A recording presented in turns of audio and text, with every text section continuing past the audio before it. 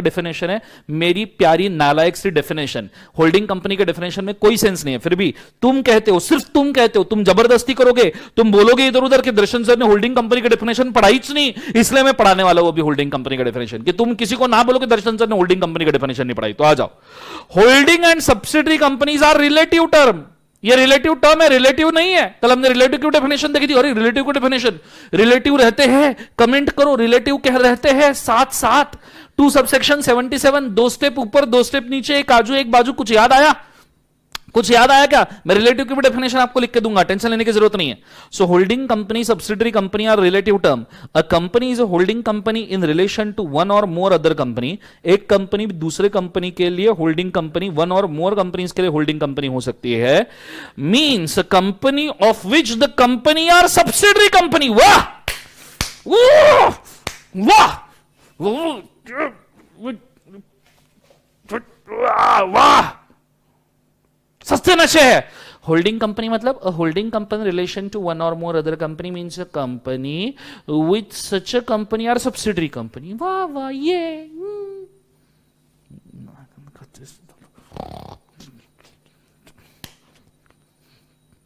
Anyways, control उदय, control होता है ऐसा। ये कैसे डेफिनेशन बनाते हैं? ऐसे कैसे डेफिनेशन? इनको समझ में नहीं आता कैसे डेफिनेशन। कंट्रोल उदय, कंट्रोल कंट्रोल। कोई नहीं। Holding company in relation to other company is a holding when there is other company which is a subsidiary company। ठीक है, कोई बात। इसलिए मैं पढ़ नहीं रहा था, फिर मैं गुस्सा करता हूं, तुम बोलते हो सर कंट्रोल उदय करके, इसलिए मैं नहीं पढ़ रहा था। ये तुमको अच्छा नहीं लगता ना मेरा गुस्सा करना, मेरे को भी अच्छा नहीं लगता कि मैं गुस्सा करता हूं, इसलिए मैं पढ़ नहीं रहा था। क्लियर है? एनीवेज, आगे बढ़ते हैं, कॉन्सेंट्रेट करना अच्छे तरीके से। अब आ जाओ सब्सिडरी के। होल्डिंग में से तुमको कुछ मिला नहीं मिला ना, घंटा कुछ मिला ना, डिप्रेशन आया ना जिंदगी के अंदर। ऐसा डिप्रेशन मेरे को कितने सालों से आ रहा होगा, सोचो 9 साल से लॉ पढ़ा रहा हूं। तो ये डिप्रेशन नहीं आना था इसलिए नहीं पढ़ रहा था, पर तुम बोलते थे कि दर्शन सर ने नहीं पढ़ाया करके, इसलिए पढ़ा दिया। अब मेरे को मत बोलना, अब इसके बाद में मेरे को मत बोलना, मैं ऐसी डेफिनेशन आपको जरूर पढ़ाऊंगा, बैठा बिठा के पढ़ूंगा, याद रखना। ठीक है, लेट्स गो। अब शुरू करते हैं सब्सिडरी कंपनी का डेफिनेशन। ठीक है, कॉन्सेंट्रेट करना, डबल ट्रिपल चौबल 5 बल 6 बल, जितने बल हो सकते हैं उतने बल। Let's go. Subsidiary company 2 subsection 87। अच्छा, होल्डिंग कंपनी का डेफिनेशन अल्फाबेटिकली 246 में है। गवर्नमेंट कंपनी जी है, गवर्नमेंट कंपनी जी से शुरू होता है 245। Holding company H, G H 246। Clear है concept? Subsidiary 287। Subsidiary company in relation to the other company, that is to say holding company means a company in which holding company, a company in which holding company, पहले तो इन्होंने holding company define नहीं किया जिंदगी में, अब उसी holding company का रेफरेंस लिए जा रहे हैं। पहले होल्डिंग कंपनी डिफाइन ही नहीं है, वो इन्होंने क्या बोला, होल्डिंग कंपनी मींस कंपनी जिसको दूसरी कंपनी सब्सिडरी होती है। वाह। और नीचे जब आए कि भैया होल्डिंग कंपनी सब्सिडरी कंपनी, तो बोले सब्सिडरी कंपनी मतलब वो कंपनी जिसमें होल्डिंग कंपनी होल्ड करती है। अबे पर हमको होल्डिंग कंपनी नहीं मालूम, तुम बोल रहे हो कि होल्डिंग कंपनी का डेफिनेशन सब्सिडरी से समझ में आएगा, और सब्सिडरी में बोल रहे हो तुम सब्सिडरी का डेफिनेशन तुमको होल्डिंग से समझ। अबे क्या पागल है जिंदगी में हम? ये हम क्या कर रहे हैं जिंदगी में? कहां आ चुके हैं जिंदगी में? क्या क्या? अबे साले, तौबा तौबा तौबा, सारा मूर्ख। एनीवेज, आगे बढ़ते, कॉन्सेंट्रेट करना।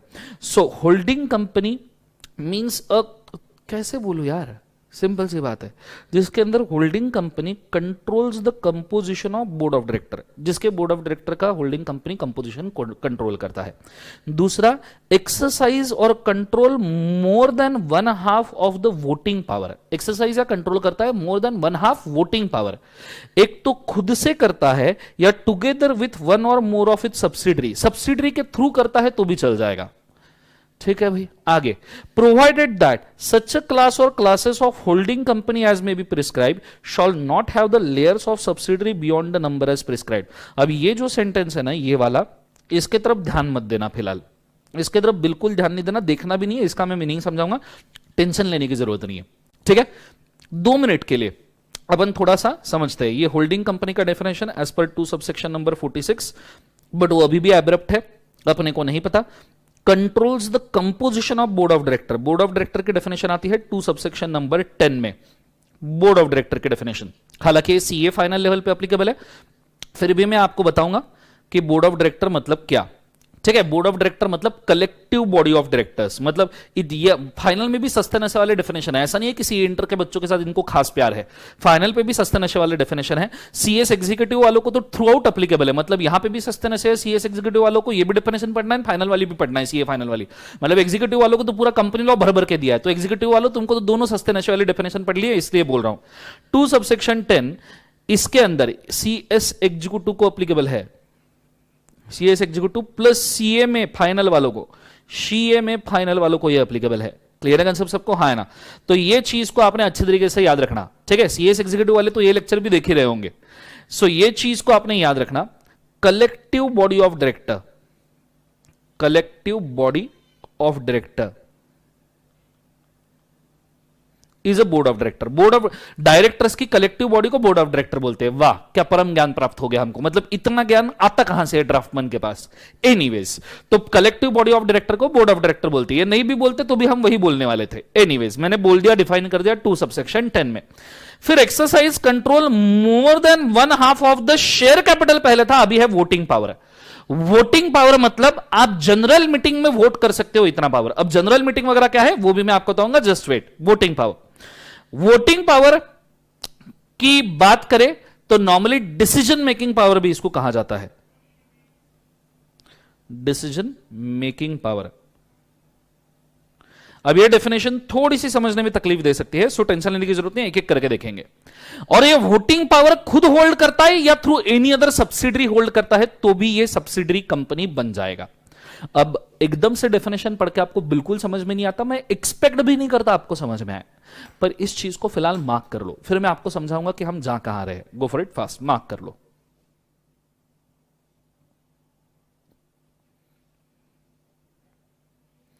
फटाफट मार्क कर लो।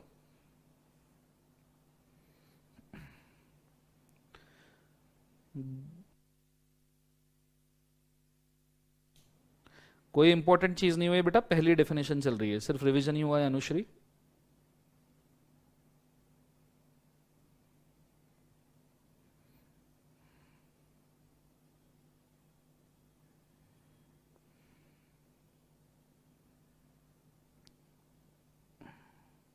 हो गया मार्किंग?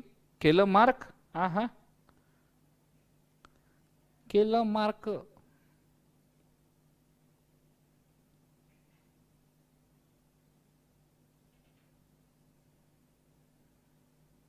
चलो एक बार मार्किंग हो जाए तो बताना मुझे फटाफट, अर्जेंट में बताना, हो जाए तो फटाफट आगे बढ़ना है अपने को। टाइम पास बिल्कुल नहीं करना है, no time pass at all. Small definition आएगी बेटा, राघव पहले सब्सिडरी समझा दू, स्मॉल आएगी, सब डेफिनेशन होगी बेटा राघव, टेंशन ना लो, जिंदगी में सब होगा, कुछ नहीं छोड़ूंगा, जो नहीं पढ़ाना है वो भी पढ़ा के जाऊंगा जिंदगी में।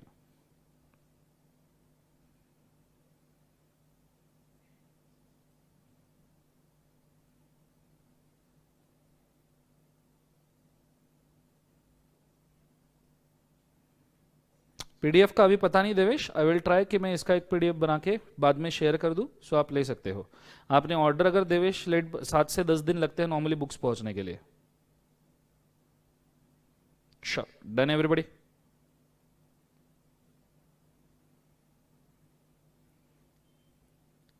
हो गया सबका? ये सुनो, तो आ जाइए, अब मैं शुरू करता हूं डेफिनेशन के एनालिसिस से। एक एक पॉइंट तोड़ फोड़ के पढ़ेंगे। जो बंदा डेफिनेशन को तोड़ के पढ़ता है उसको डेफिनेशन जिंदगी भर याद रहती है। आपने इसके पहले देखना, मैंने हर डेफिनेशन तोड़ के ही बताई आपको, एक एक पॉइंट सेपरेट कर करके एनालाइज किया है, ठीक है। तो बड़े अच्छे तरीके से ध्यान देना बोर्ड पे। सो हम देख रहे हैं सब्सिडियरी कंपनी का डेफिनेशन, सब्सिडरी कंपनी का डेफिनेशन। अब सब्सिडरी कंपनी, होल्डिंग कंपनी, ये रिलेटिव टर्म है, तो मैं साथ साथ में ये भी लिख दूंगा कि 246 में हम होल्डिंग कंपनी का डेफिनेशन भी देख रहे हैं, ठीक है। 246 में हम कौन सा डेफिनेशन देख रहे हैं? Holding company. मेरी हैंडराइटिंग एकदम मस्त है ना, तुमको बहुत पसंद आती होगी मेरे को मालूम है, और मेरे स्पेलिंग्स तो उससे भी ज्यादा अच्छे हैं, ठीक है। तो मेरी हैंडराइटिंग और मेरे स्पेलिंग के बारे में कोई कुछ नहीं बोलेगा जिंदगी में, याद रखना, ठीक है। सो सब्सिडरी कंपनी का डेफिनेशन और होल्डिंग कंपनी का डेफिनेशन, तो मैं ऐसा डेफिनेशन बनाना चाहूंगा। For example, let's take an example, company का नाम था Ash Limited, Ash Limited. Ash Limited दो तरीके से, let's say Ash limited is the holding company, Ash Limited दो तरीके से सब्सिडरी कंपनी बना सकती है। पहला तरीका है सब्सिडरी बनाने का ऐश लिमिटेड का, अगर वो किसी के बोर्ड ऑफ डायरेक्टर्स का कंपोजिशन कंट्रोल कर रही है तो control the composition of board of director. Board of director defined under section number 2 subsection number 10 of the Companies Act 2010 controls the composition of board of director. Ash Limited control the composition of board of director, और जिस board of director को Ash Limited control करती थी उस company का नाम आपको सबको पता होगा, सल्लू लिमिटेड। सल्लू लिमिटेड वही फुटपाथ पर से जो गाड़ी चलाते हैं, हिरन विरन दिखा तो उड़ा देते हैं, बोले हिरन विरन ये जीने की इच्छा, हिरन विरन लोग जी थोड़ी सकते हैं, अरे हिरन विरन मरने के लिए होता है इसलिए उड़ा दिया, खत्म बात। So Ash limited is a holding company जिसने कंट्रोल किया है composition of board of director of Sallu limited. Let's say Sallu limited are having total 12 board of directors, and out of 12 board of directors Ash Limited is controlling the composition। अब composition मतलब, composition का यहां पे एक simple सा मतलब निकाला जाएगा, normally majority board of director को एक सिंपल एक अजम्पशन है, क्लैरिफिकेशन डिपार्टमेंट की तरफ से। सो इसमें से सल्लू लिमिटेड के 12 बोर्ड ऑफ डायरेक्टर्स में से ऐश ने 7 बोर्ड ऑफ डायरेक्टर्स का कंपोजिशन कंट्रोल करना चाहिए। कंपोजिशन का मतलब क्या है, majority of board of directors का आप अपॉइंटमेंट, आप रीअपॉइंटमेंट, आप रिमूवल, रेम्यूनरेशन, ये सब आप कंट्रोल कर रहे हो। अपॉइंटमेंट, रीअपॉइंटमेंट, रिमूवल, रेम्यूनरेशन, ये सब आप उन बोर्ड ऑफ डायरेक्टर का कंट्रोल कर रहे हो। तो अगर सल्लू लिमिटेड के 12 बोर्ड ऑफ डायरेक्टर्स में से 7 बोर्ड ऑफ डायरेक्टर्स को अगर ऐश लिमिटेड कंट्रोल कर रही है तो Sallu Limited will be called as subsidiary in point number 1, control the composition of board of director. Concept समझ में आ रहा है सबको? हाँ ना, control the composition of board of director first point मेरा हो गया। पॉइंट टू पॉइंट जा रहा हूं, दिमाग को तुम्हारी तकलीफ ना हो इसलिए, ठीक है। ये फर्स्ट पॉइंट कवर हो गया। दूसरा है exercise or control more than half of the voting power. Exercise or control more than half of the voting power की बात चल रही है बच्चों। सो मैं इसको थोड़ा एक्सटेंड करना चाहूंगा। ऐश लिमिटेड ने एक और कंपनी एक्सरसाइज और कंट्रोल, अब दोनों में से कोई भी वर्ड आप यूज कर लो, कोई फर्क नहीं पड़ता, पर बैरिटेक्स में लिखा है इसलिए मैं यहां पे लिख रहा हूं exercise or control more then बोला है हाफ, मोर देन 50%, 50% को साइड में ब्रैकेट में लिखूंगा, हाफ ऑफ वोटिंग पावर बोला है, शेयर कैपिटल नहीं बोला है। वोटिंग पावर बोला है, शेयर कैपिटल नहीं बोला है। तो लेट्स से कि ऐश लिमिटेड विवेक लिमिटेड के अंदर, विवेक प्राइवेट लिमिटेड के अंदर, लिमिटेड भी नहीं लेते, प्राइवेट लिमिटेड लेते हैं, तो हमारा पब्लिक कंपनी का एक जो पार्ट बाकी है वो भी मैं यहां समझा दूंगा। ये प्राइवेट लिमिटेड है, यहां लिमिटेड थी Sallu limited, Vivek private limited में समझो ऐश लिमिटेड ने टोटल इक्विटी बोल रहा हूं मैं जानबूझ के, इक्विटी कैपिटल जो टोटल था, लेट्स से 100 करोड़ का टोटल इक्विटी कैपिटल था, उसमें से ऐश लिमिटेड ने कंट्रोल किया है लेट्स से 100 करोड़ में से 50 करोड़ का equity capital plus 1 share. 50 crore plus 1 share बोल रहा हूं मैं, 51% नहीं बोल रहा हूं, क्योंकि मोर देन हाफ बोला है तो 51% नहीं होता। मोर देन हाफ का मतलब होता है कि 50% plus 1 share, 50% plus 1 share, 50% plus 1 share, 51% नहीं चाहिए, 50% प्लस 1 शेयर भी होल्ड कर दिया तो भी ये होल्डिंग कंपनी हो जाएगा, तो भी विवेक लिमिटेड सब प्राइवेट लिमिटेड सब्सिडरी कंपनी हो जाएगा। ये चीज को बड़े अच्छे से याद रखना, exercise or control more than half बोला है तो 51% नहीं, 50% प्लस 1 शेयर। वो भी इक्विटी शेयर। प्रेफरेंस शेयर्स के ऊपर वोटिंग राइट नहीं मिलते, प्रेफरेंस शेयर्स पे बहुत रेयरली वोटिंग राइट्स मिलते हैं। जो वोटिंग राइट मिलते हैं वो इक्विटी शेयर पे मिलते हैं। अब यहां वोटिंग पावर वर्ड यूज किया है, तो मैं वोटिंग पावर के लिए थोड़ा सा एक सेक्शन का क्रॉस रेफरेंस दे दूं, section number 47 of the companies act. अब देखो मुझे बताओ सेक्शन नंबर 47 कौन से चैप्टर से बिलोंग करता है? देखो इसलिए मैंने आपको पहले चैप्टर याद करवा दिए, फटाफट मुझे कमेंट्स के अंदर चाहिए सेक्शन नंबर 47 कौन से चैप्टर से बिलोंग करता है। उसके सिवा मैं आगे बढ़ूंगा ही नहीं, मैं पढ़ाऊंगा ही नहीं, मेरा मूड ही नहीं है, मैं आगे बढ़ ही नहीं सकता, मेरा जमीर मेरे को बोलेगा ही नहीं कि मैं आगे बढ़ाऊं करके। सो मुझे सेक्शन चाहिए, अब भी चाहिए, अब भी कमेंट्स के अंदर मुझे बताओ कि भैया कौन से चैप्टर से बिलोंग करता है। और जो लोग पेन ड्राइव गूगल ड्राइव देख रहे हैं उन्होंने भी मेरे को लिख के रखना है रफ में कौन से चैप्टर से बिलोंग करता है। तुमको तुम्हारे अटेम्प्ट की कसम, मेरे को ये चाहिए मंजे पाइजे मंजे चाहिए, अब भी लिखो, इसी वक्त लिखो।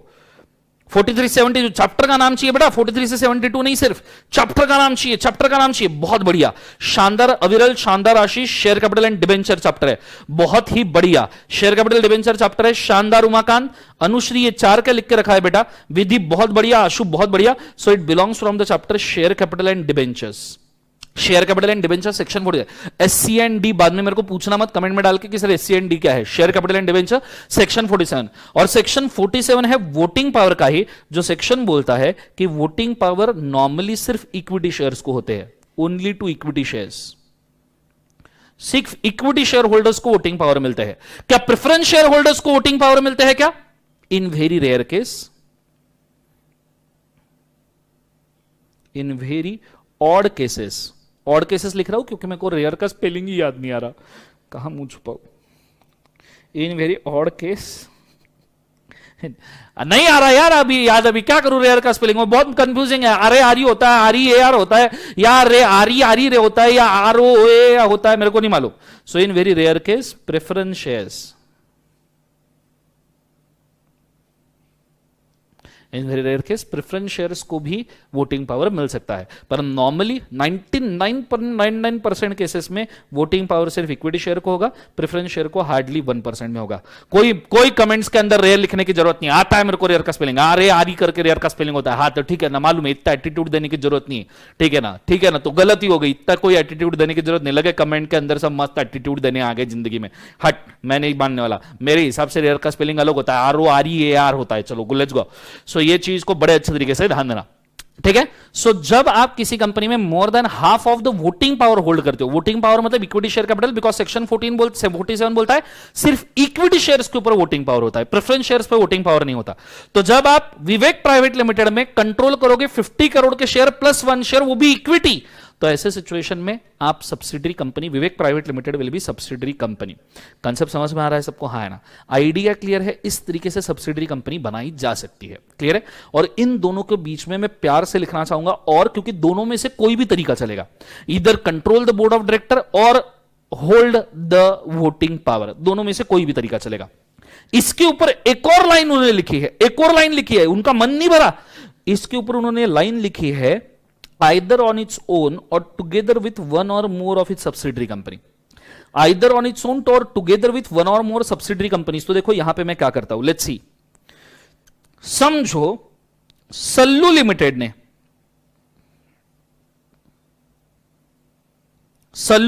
ने और विवेक प्राइवेट लिमिटेड ने, दोनों ने मिलके, सल्लू लिमिटेड और विवेक प्राइवेट लिमिटेड ने दोनों ने मिलके अगर अभी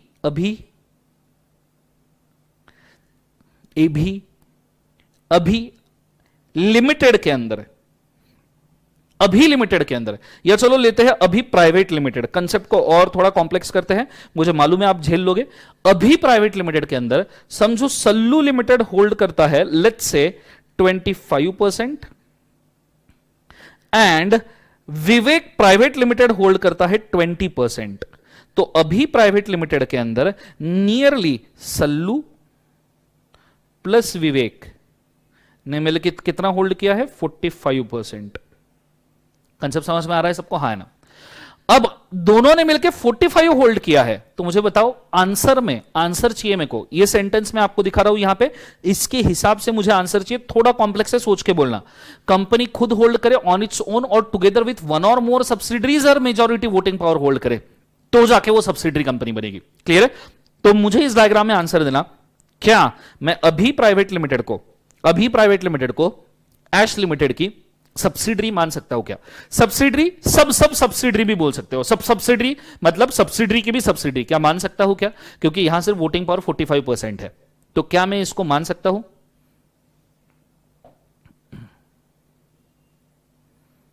ठीक है, मैं वापस से एक बार एक्सप्लेन करूंगा 50% कंट्रोल वाला, डोंट वरी, और वोटिंग पावर वाला भी एक्सप्लेन करूंगा। फिलहाल इसका आंसर दे दो कि ये सब सब्सिडरी बन सकती है क्या? मुझे कमेंट्स के अंदर आंसर चाहिए फटाफट बच्चों। क्या ये सब्सिडरी बोला जाएगा? सब सब्सिडरी बोला जाएगा? सभी लोग आंसर दे रहे हैं नो नो, बहुत बढ़िया, शानदार, जबरदस्त। ये सब सब्सिडरी नहीं है, ये सब सब्सिडरी नहीं है। बट वही अगर मैं ऐसा बोलूं कि भैया ऐश लिमिटेड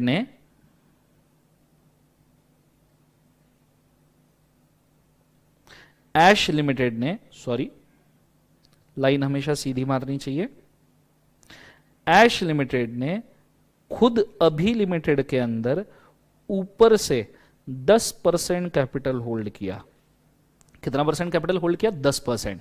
तो यहां पे प्लस ऐश लिमिटेड का कितना हो जाएगा? 10%। तो टोटल वोटिंग पावर कितना होल्ड किया है? 55%। अब मुझे एक बात बताओ, अभी प्राइवेट लिमिटेड या सब सब्सिडरी माना जाएगा या नहीं माना जाएगा? अब मुझे आंसर चाहिए, अभी प्राइवेट लिमिटेड वेदर इज सब सब्सिडरी और नॉट, फटाफट बताइए, क्योंकि टोटल 55% हुआ है। खुद होल्ड करे या सब्सिडरी के थ्रू होल्ड करे, तो ऐसे सिचुएशन में हम उसको सब सब्सिडरी मानेंगे या नहीं मानेंगे? फटाफट आंसर दो मुझे बेटा। सब जन आंसर देंगे, पेन ड्राइव, गूगल ड्राइव, सब लोग आंसर देंगे। क्या हम इसको सब सब्सिडरी बोल सकते हैं? जोर से बोलो यस और नो, यस और नो, बहुत बढ़िया, सब लोग हाँ बोल रहे हैं। तो this can be called as subsidiary company. पर इसको हम सब्सिडरी नहीं बोलेंगे, हम इसको कहते हैं सब सब्सिडरी कंपनी। सब सब्सिडरी कंपनी, सब सब्सिडरी मतलब सब्सिडरी की भी सब्सिडरी। कंसेप्ट समझ में आया सबको? हाँ ना? जोर से बोलो यस और नो। अब जो दो लोगों को क्वेरी थी वो क्वेरी में एंटरटेन कर दूं, और भी किसी को क्वेरी है तो प्लीज मुझे पूछ लेना, मैं अभी आंसर दे दूंगा आपको। बहुत ही बढ़िया, जितने लोग आंसर दे रहे हैं शानदार, जबरदस्त।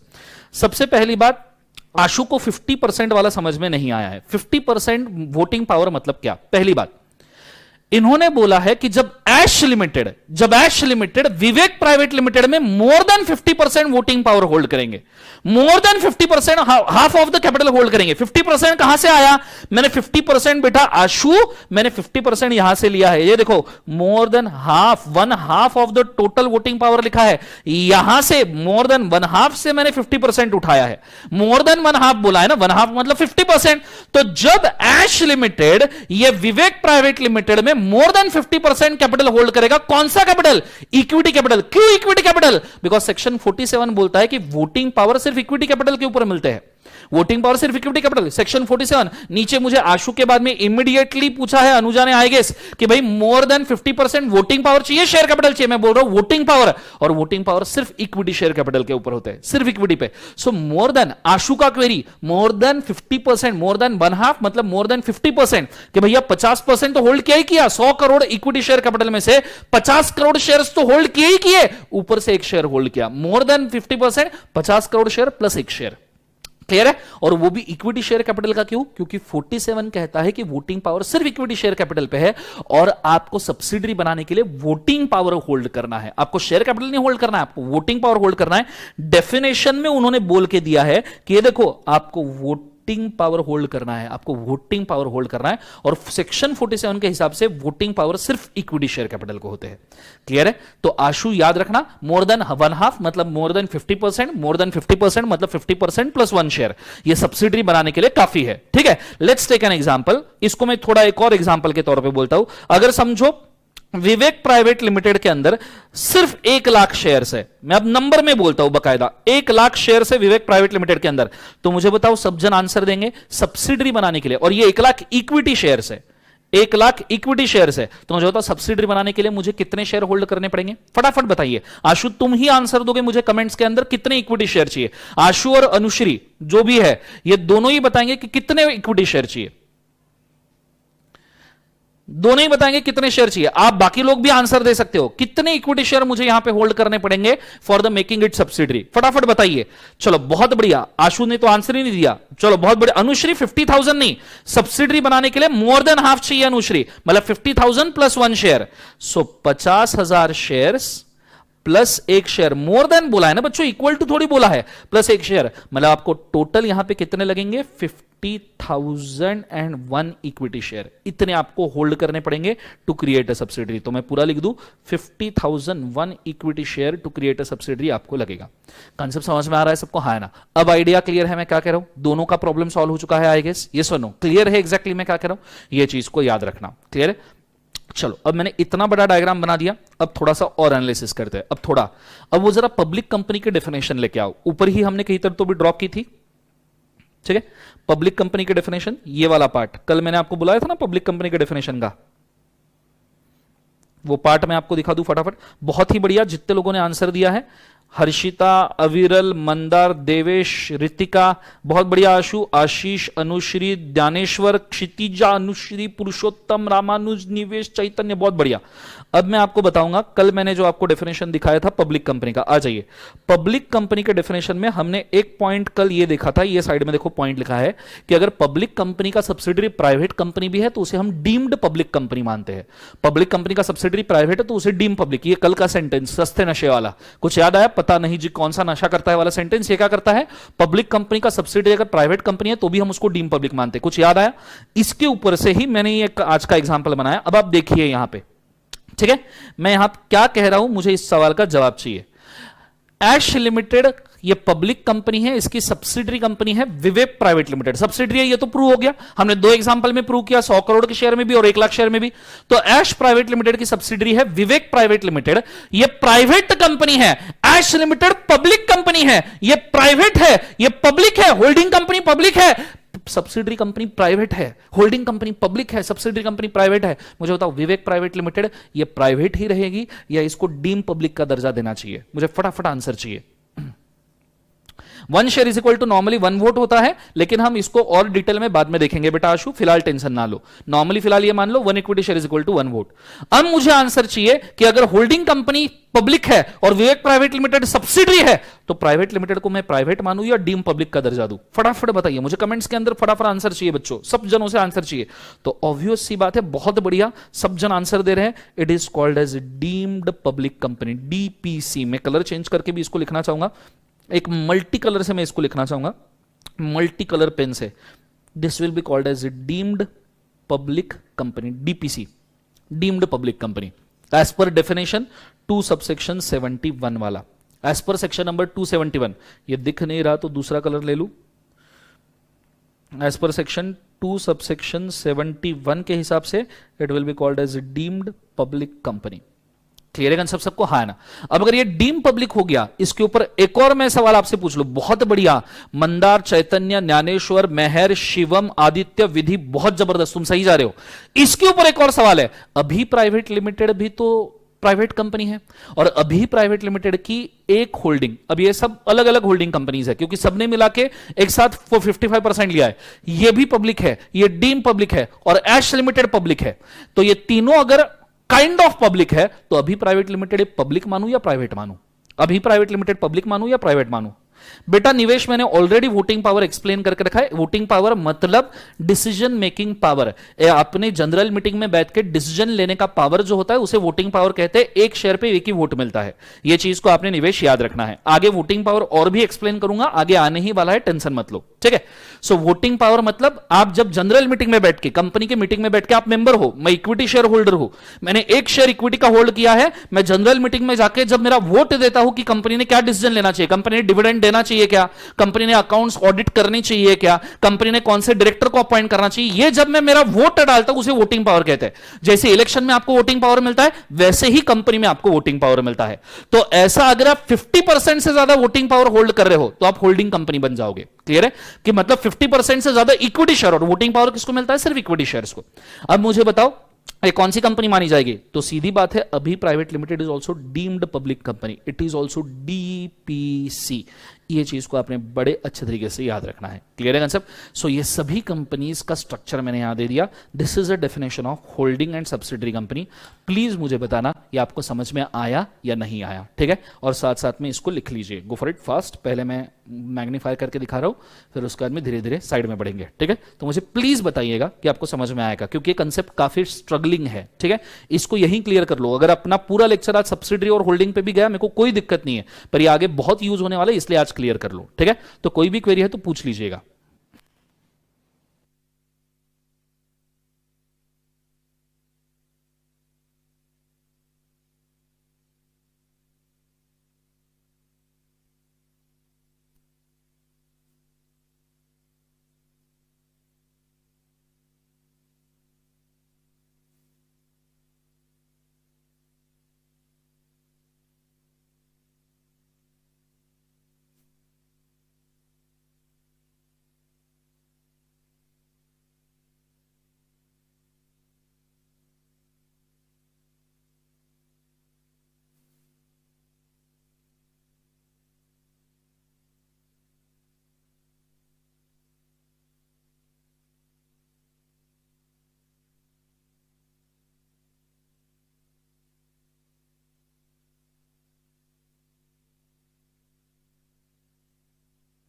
बोर्ड ऑफ डायरेक्टर्स का मतलब होता है collective body of director. Company में डायरेक्टर्स होते हैं ना, कंपनी डायरेक्टर होते हैं ना, जैसे इन्फोसिस में नारायण मूर्ति डायरेक्टर थे, टाटाज में रतन टाटा डायरेक्टर है, तो ऐसे सभी डायरेक्टर जो कंपनी में होते हैं 10-12 डायरेक्टर, वो मिलके बनता है बोर्ड ऑफ डायरेक्टर्स, जो डिसीजन मेकिंग करते हैं कंपनी के बिजनेस का।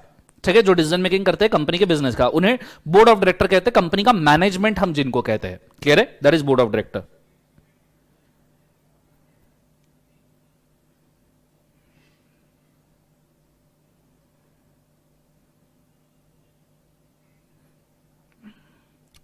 ओके, सवाल आया है चैतन्य से, सर कोई एक कंपनी किसी और कंपनी को अपने बोर्ड ऑफ डायरेक्टर अपॉइंट करने का अलाउ कैसे कर सकती है, और वो ऐसा क्यों करे अगर पावर ही किसी और कंपनी के पास चले जाए तो? ठीक है, डोंट वरी, मैं आपको दिखाऊंगा, जस्ट वेट। आशीष का सवाल है,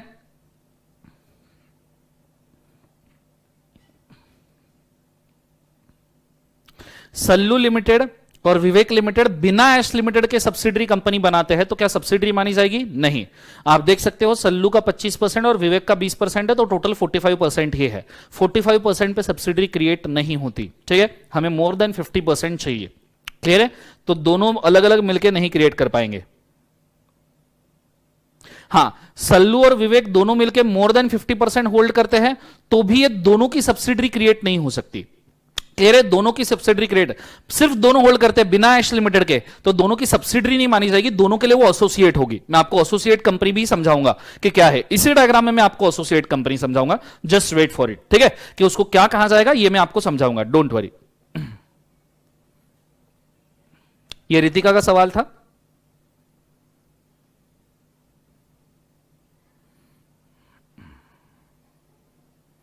थोड़ा सा सिर्फ वेट कर लीजिएगा, आपके सभी सवालों का जवाब मिलेगा। मैंने सवाल पढ़ लिया है तो आंसर आएगा।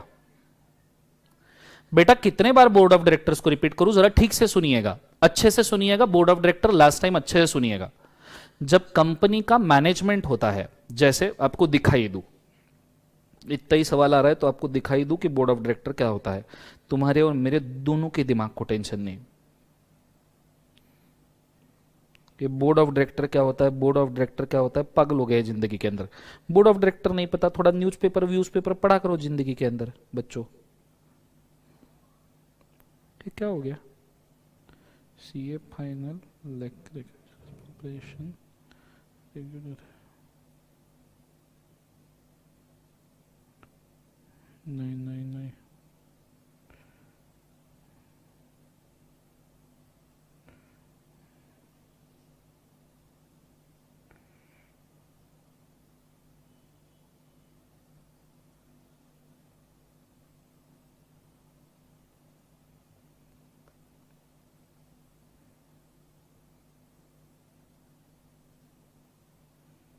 बोर्ड ऑफ डायरेक्टर में दिखाई दो एक बार। ये बोर्ड ऑफ डायरेक्टर में तुमको बहुत ही तकलीफ आ रही है जिंदगी में, हालांकि इतना तकलीफदायक कंसेप्ट है नहीं, बट तुम पूछ रहे हो तो मैंने बता देना चाहिए, इसलिए मैं इसको बता दे रहा हूं, तुम पूछने की टेंशन ना लो। ये देखो, देखना क्या मतलब, बताना क्या है, सीधा दिखाई देता हूँ बोर्ड ऑफ डायरेक्टर क्या होता है, देख लो एक बार, मतलब तुम्हारी शांति हो जाएगी जिंदगी में। तुम बोलोगे कि बहुत बढ़िया सर, मजा आ गया जिंदगी में देखने के बाद में। रेडी, प्रैक्टिकली देख लेते बोर्ड ऑफ डायरेक्टर क्या है। ऐसे थियोरटिकली देख देख के तुम भी परेशान हो जाओगे। सी दिस, रिलायंस के बोर्ड ऑफ डायरेक्टर, ये कुछ साल पहले के हैं, पर आपको बोर्ड ऑफ डायरेक्टर का कंसेप्ट समझ में आएगा। अभी भी आप प्रैक्टिकली रिलायंस के साइट के ऊपर जाके देख सकते हो। आज के डेट में रिलायंस के शेयर हर बंदा खरीदता है, तुम भी खरीद सकते हो, मैं भी खरीद सकता हूं, ये बात तो तय है। तो आज के डेट में रिलायंस के शेयर हर बंदा खरीद सकता है, स्टॉक मार्केट के थ्रू इसको खरीदना बाकायदा अलाउड है, बराबर है। तो हम कंपनी के हो गए मेंबर। जब हम रिलायंस के शेयर खरीदेंगे इक्विटी शेयर, तो हमें मिलेगा वोटिंग पावर, हमें मिलेगा वोटिंग पावर, वो भी जनरल मीटिंग में। जनरल मीटिंग नॉर्मली साल में एक ही बार होती है। अब मुझे बता, आपने रिलायंस के शेयर खरीदे, आप क्या रिलायंस की जनरल मीटिंग में जाके बैठने वाले हो? आपके फादर ने अगर किसी कंपनी के शेयर खरीदे इन्फोसिस के, तो क्या इन्फोसिस में जनरल मीटिंग में जाके बैठने वाले हैं? नॉर्मली जो मार्केट में शेयर होल्ड करता है ऑनलाइन, वो कभी जनरल मीटिंग वगैरह अटेंड नहीं करता, पर वो जाके वोट कर सकता है अगर उसको चाहिए तो, ठीक है। सो अगर आपने मैंने रिलायंस के शेयर खरीदे, तो हम जाके जनरल मीटिंग में वोट करेंगे, जो साल में एक बार होगी।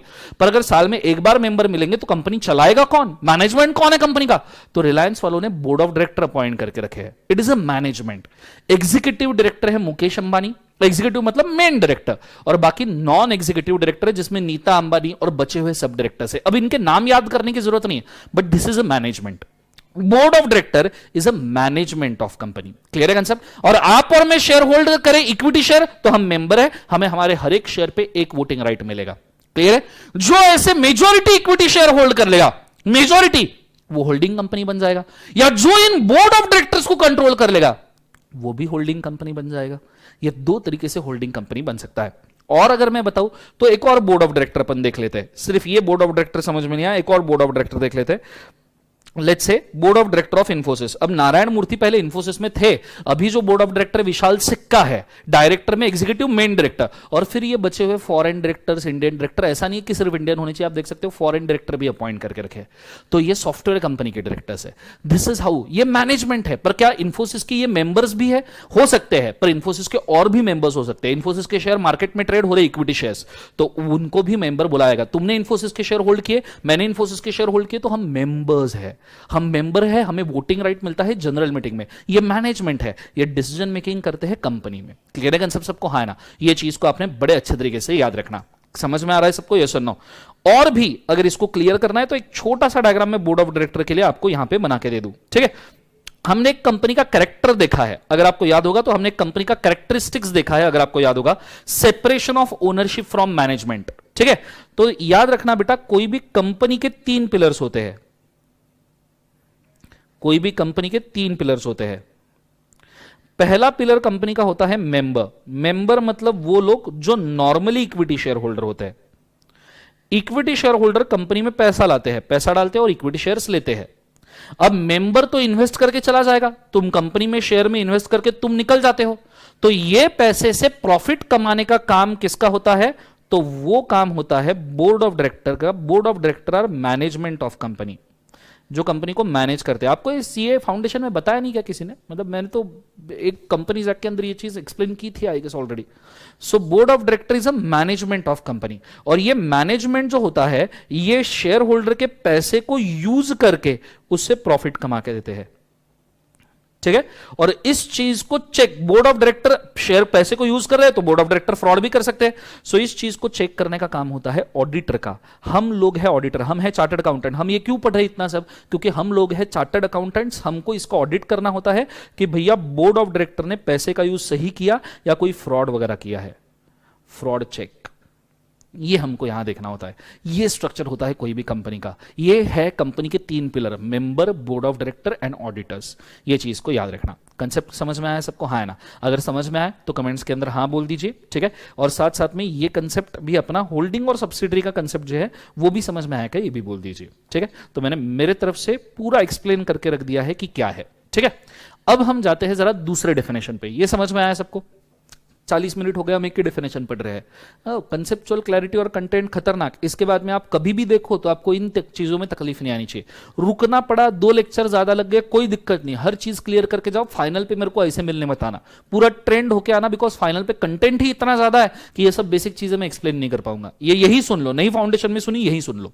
क्लियर है कंसेप्ट? आइडिया क्लियर है मैं एग्जैक्टली क्या कह रहा हूं? ये चीज पक्का समझ में आया, प्रैक्टिकली भी समझ में आया, हमने बोर्ड ऑफ डायरेक्टर भी देख लिया। ठीक है? अब देखना, अब मैं एक और चीज बोलता हूं। अब आते हैं हम एसोसिएट कंपनी के डेफिनेशन पे। ठीक है?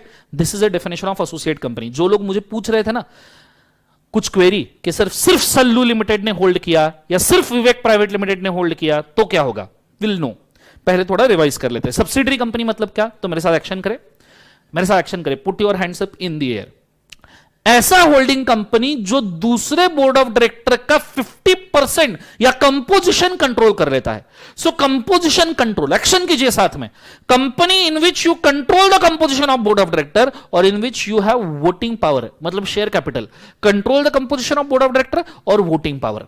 वोटिंग पावर, पैसा देखिए वोटिंग पावर मिलेंगे इक्विटी शेयर कैपिटल के ऊपर। So control the composition of board of director, या फिर आपके हाथ में वोटिंग पावर है। क्या है? वोटिंग पावर है। तो ऐसे सिचुएशन में हम इसको 2 तरीके से सब्सिडरी मान सकते हैं, एक तरीका दूसरा तरीका, और इनके थ्रू भी अगर कोई सब्सिडरी क्रिएट हुई उसको भी हम सब्सिडरी कंपनी मानेंगे। इतना हमारा हो गया सबका। ये तो सब लोगों को क्लियर है आई गेस, बहुत बढ़िया तरीके से। यस और नो? अब आ जाओ एसोसिएट कंपनी के डेफिनेशन पे। मुझे पूरा ध्यान बोर्ड के ऊपर चाहिए। कॉन्सेंट्रेट, डबल, ट्रिपल, 4 बल, 5 बल, 6 बल। रेडी? Let's go. सबसे पहली बात, associate company means in which other company have significant influence but which is not a subsidiary company. ये सेंटेंस बड़ा इंपॉर्टेंट है, इसको स्टार मार्क करके रखना. Not a subsidiary company, not a subsidiary company, associate company जिसके अंदर आपका significant influence है. व्हाट इज सिग्निफिकेंट इंफ्लुएंस ये भी मैं आपको बताऊंगा, पर ये सब्सिडरी कंपनी नहीं है.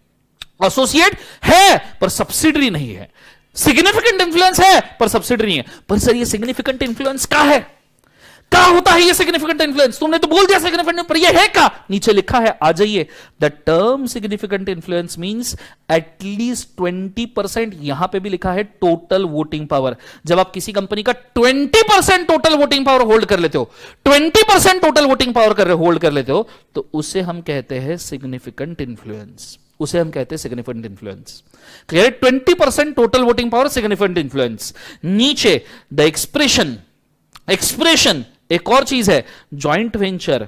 ठीक है, अब ऊपर के डेफिनेशन में मैं वापस जाता हूं, नीचे नहीं जाता हूं, ऊपर के डेफिनेशन में वापस पढ़ते हैं एक बार. सब जन साथ में पढ़ेंगे, कोऑपरेशन, सिंक्रोनाइजेशन में, रिदम में.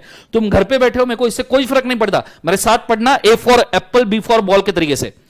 Associate company means a company in which other company has significant influence but which is not a subsidiary company of a company having such a influence and includes a joint venture. Having such a influence and includes a joint venture. And includes a joint venture. Inclusive definition हो गया, याद है? Milk and eggs.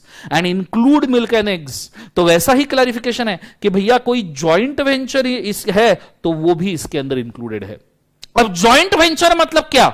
Joint venture means joint agreement whereby parties that have a joint control and arrangement have right of the net asset और the arrangement. जैसे दुनिया के best joint venture Hero Honda आपने सुना होगा, company is a joint venture.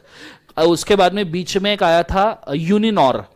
ठीक है, Uninor करके सिम कार्ड आता था. ये कपल लोग जो होते थे ना, बाबू सोना पिकाचू वाले, मेले बाबू ने थाना थाया, नहीं मेले बाबू थाना नहीं थाया, बाबू नहा लिया, बाबू नहीं नहाया. तो ये जो बाबू सोना पिकाचू वाले होते थे, बीच में एक कार्ड यूज करते थे यूनिनॉर का. This Uninor was a joint venture of Unitech plus Telenor. आप ये नेट के ऊपर सर्च कर सकते हो, ये भी जॉइंट वेंचर है. उसके बाद में insurance company Tata AIG insurance आपने सुना होगा. ठीक है, Bharti AXA is a joint venture. Concept समझ में आया? तो this is a joint venture. जब दो कंपनीज मिलकर एक वेंचर चलाती है, that is called joint venture. Maruti Suzuki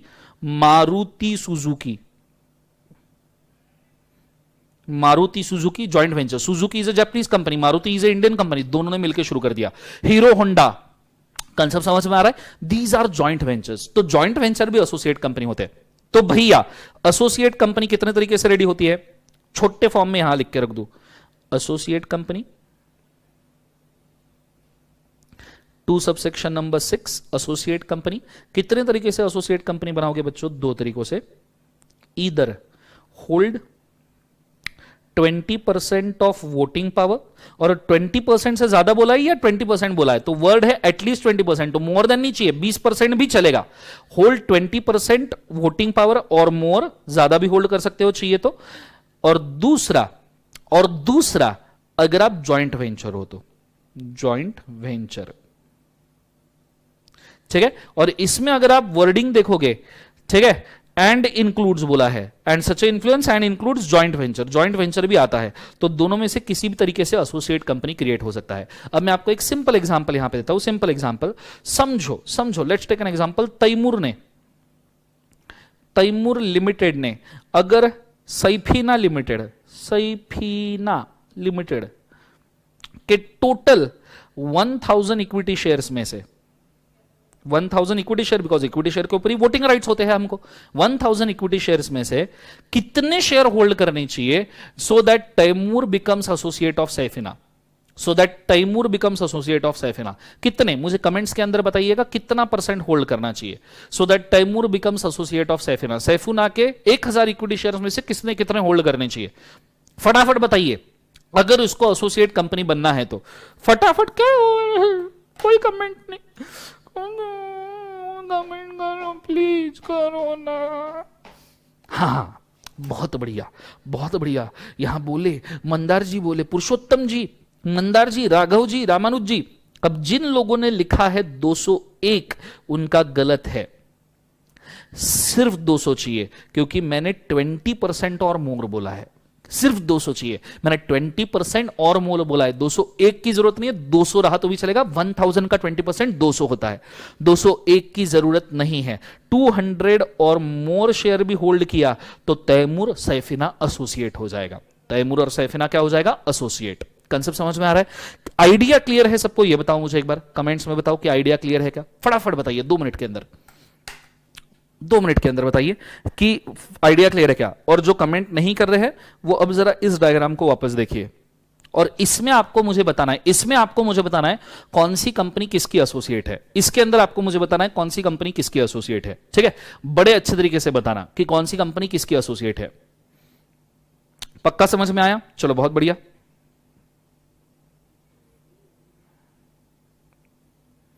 बहुत ही बढ़िया, thank you so much guys. अब इसमें आपको बताना है कौन सी कंपनी किसकी एसोसिएट है, ये स्ट्रक्चर में।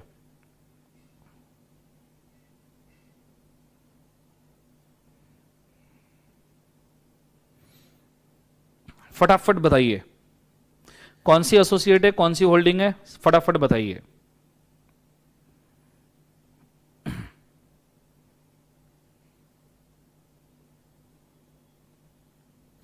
चलो, Sallu and Vivek are associate of हैश। अभी सल्लू विवेक की, अभी और सल्लू विवेक, क्या लिख रहे हो? अभी is associate of Vivek, okay, और अभी इज अ सब्सिडरी ऑफ ऐश।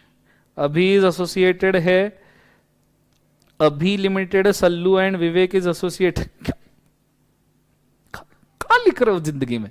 हाँ, क्या लिख रहे हो? ठीक है, क्या लिख रहे हो जिंदगी में? चलो अब बड़े अच्छे तरीके से ध्यान देना मैं क्या कह रहा हूं। एक एक रिलेशन देखते, एक एक। Ash limited to Sallu, Ash limited to Sallu, ये एसोसिएट है या ये सब्सिडरी है? तो ये एसोसिएट नहीं है क्योंकि ये सब्सिडरी है। क्योंकि देखो एसोसिएट के डेफिनेशन में भी ये बोला था कि भैया एसोसिएट बनने के लिए सब्सिडरी नहीं होना चाहिए, not a subsidiary, not a subsidiary. जो सब्सिडरी है उसको एसोसिएट नहीं बोला जा सकता। क्लियर है? ये चीज समझने के लिए भी थोड़ा सा मैं आपको परम ज्ञान दे दूं, परम ज्ञान दे दूं। एक let's take a simple example. A limited अगर बी लिमिटेड के अंदर 1 से लेके या 0.1 से लेके 20% तक होल्ड करता है या 99.99% तक होल्ड करता है, तो यहां कोई रिलेशन नहीं है। अगर ये होल्ड करता है 20% से लेके 50% तक के, 20% से लेके 50% तक होल्ड करता है, तो it is a relation of associate. फिर ए और बी एसोसिएट कंपनी हो गए। 1 से 19.99% नॉट एसोसिएट, पर 20 से 50% एसोसिएट, 50% से 50.1 या 01% से 50.01% या 50+1 शेयर ले लो आप, कोई दिक्कत नहीं। 50% प्लस 1 शेयर से लेके नियरली आप अगर बोलोगे तो 99.99% तक के it is a subsidiary, it is a subsidiary. And जब हो जाएगा 100% it is a wholly owned subsidiary. WOS मतलब वोनली ओन सब्सिडरी। ये एक आप लाइन मान लो जो डेफिनेशन को समझाएगी। अगर आप 0.1% से 19.99% होल्ड कर रहे हो, आप कुछ नहीं हो, आप सिर्फ उस कंपनी में इन्वेस्टमेंट करके बैठे हो। This is just called as investment. ये चीज आपको कोई बताएगा नहीं, मैं आपको बता रहा हूं, बड़े अच्छे से समझना। जब आप 20% या उससे ज्यादा से लेके 50% तक होल्ड कर रहे हो, 50% भी होल्ड कर रहे हो, तो भी आप एसोसिएट हो। 50% होल्ड करने से आप सब्सिडरी नहीं हो जाते, 50% होल्ड करते हो तो आप एसोसिएट ही होते हो। 50% प्लस 1 शेयर होल्ड करने से 99.99% जा रहे हो तो दिस इज सब्सिडरी। एंड 100% के ऊपर it is a wholly owned subsidiary. 100% पूरा ऊपर नहीं जा सकते, 100% लास्ट है, it is a wholly owned subsidiary. ये चीज को बड़े अच्छे तरीके से याद रखना। तो अगर मैं आपको बोलूं तो भैया ये चीज समझ में आई, तो भैया ऐश लिमिटेड सल्लू लिमिटेड की क्या है, तो भैया ऐश और सल्लू के बीच में रिलेशन है सब्सिडरी का। क्लियर है? फिर दूसरा, ऐश लिमिटेड और विवेक प्राइवेट लिमिटेड में क्या है, तो ये एसोसिएट भी नहीं है, ये भी सब्सिडरी ही है। फिर अगर मैं बोलूं सल्लू लिमिटेड और अभी लिमिटेड में क्या है, तो भैया ये एसोसिएट का रिलेशन है, because of 25% of voting power hold किए है डायग्राम में। देखो आप जरा ठीक से देखोगे तो भैया अभी लिमिटेड में सल्लू लिमिटेड ने 25% वोटिंग पावर, जो सिग्निफिकेंट है एसोसिएट बनाने के लिए, तो एसोसिएट है। क्या यह सब्सिडरी है? नहीं। क्या यह सब्सिडरी है? नहीं। क्या सल्लू, क्या विवेक प्राइवेट लिमिटेड अभी लिमिटेड का कौन लगता है? विवेक प्राइवेट लिमिटेड अभी लिमिटेड में क्या रिलेशन है? तो ये 20% वोटिंग पावर होल्ड करता है। डायग्राम में देखिएगा 20% वोटिंग पावर होल्ड करता है, तो that's why it is also associate company. क्या ये सब्सिडरी कंपनी है? नहीं। सवाल है ऐश लिमिटेड और फिर आपका कौन सा अभी प्राइवेट लिमिटेड, इनके बीच में क्या रिलेशन है? तो ये एसोसिएट नहीं है, क्योंकि together with other subsidiaries 55% voting power मिल रहे हैं अदर सब्सिडरीज के साथ में, तो ये सब्सिडरी कंपनी बन जाएगी। ये है कंसेप्चुअल क्लैरिटी, तांडव है भैया।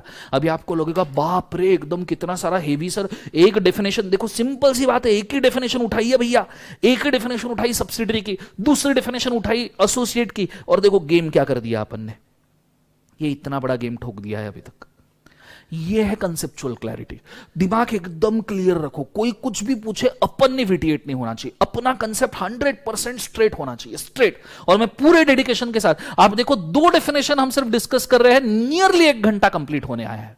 2 ही डेफिनेशन के ऊपर हम 1 घंटा दे रहे हैं बकायदा, कि आपको समझ में आना है, मतलब आना है। इतने डीप में सब्सिडरी और एसोसिएट किसी ने बनाए नहीं होंगे, ये तो सिर्फ मैं बता रहा हूं, अभी तो और एनालिसिस बाकी है थोड़ा बहुत, उसको भी मैं आपको समझाऊंगा काफी अच्छे से। पहले तो मुझे एक बात बताओ, ये समझ में आया क्या? ये समझ में आया क्या? ये बताइए मुझे। पहले मुझे ये चाहिए कि आपको ये समझ में आया क्या, ये डायग्राम समझ में आया क्या, ये साइड में जो लिखा मैंने भैया, कब एसोसिएट बनता है, कब सब्सिडरी बनता है, ये समझ में आया क्या? ये मुझे बताइए प्लीज कमेंट में। इसकी बहुत जरूरत है, समझना जरूरी है, ये चीज आपको बहुत आगे लेके जाएगी अगर आपको समझ में आएगी तो। फटाफट बताइए समझ में आया क्या? समझ में आया क्या? जबरदस्त तरीके से समझ में आया, नॉर्मल समझ में आया, जबरदस्त तरीके से समझ में आया? ठीक है, नॉर्मल समझ में आया, जबरदस्त तरीके से समझ में आया। इसको हम समअप करेंगे, डोंट वरी। अभी दिमाग में बहुत ज्यादा स्कैटर्ड होगा, अपन इसको जमा करके लाएंगे, टेंशन लेने की जरूरत नहीं। मैं जिंदा है, टाइगर जिंदा है तो टाइगर समझाएगा, तुम्हारा भाई जिंदा है अभी तो समझाएगा, बिल्कुल समझाएगा। ठीक है, जिंदगी रूड है पर हम भी बड़े डूड है, ये चीज को याद रखना। चलो, शानदार, जबरदस्त, जिंदाबाद। अगर समझ में आया तो एक बार इसको थोड़ा समअप कर लेते हैं, क्योंकि एनालिसिस के पहले समअप करना जरूरी है। एनालिसिस के पहले समअप करना तो जरूरी है। तो हमने सब्सिडरी शुरू किया था। सब्सिडरी लिखा है 2 सबसेक्शन नंबर 87 में।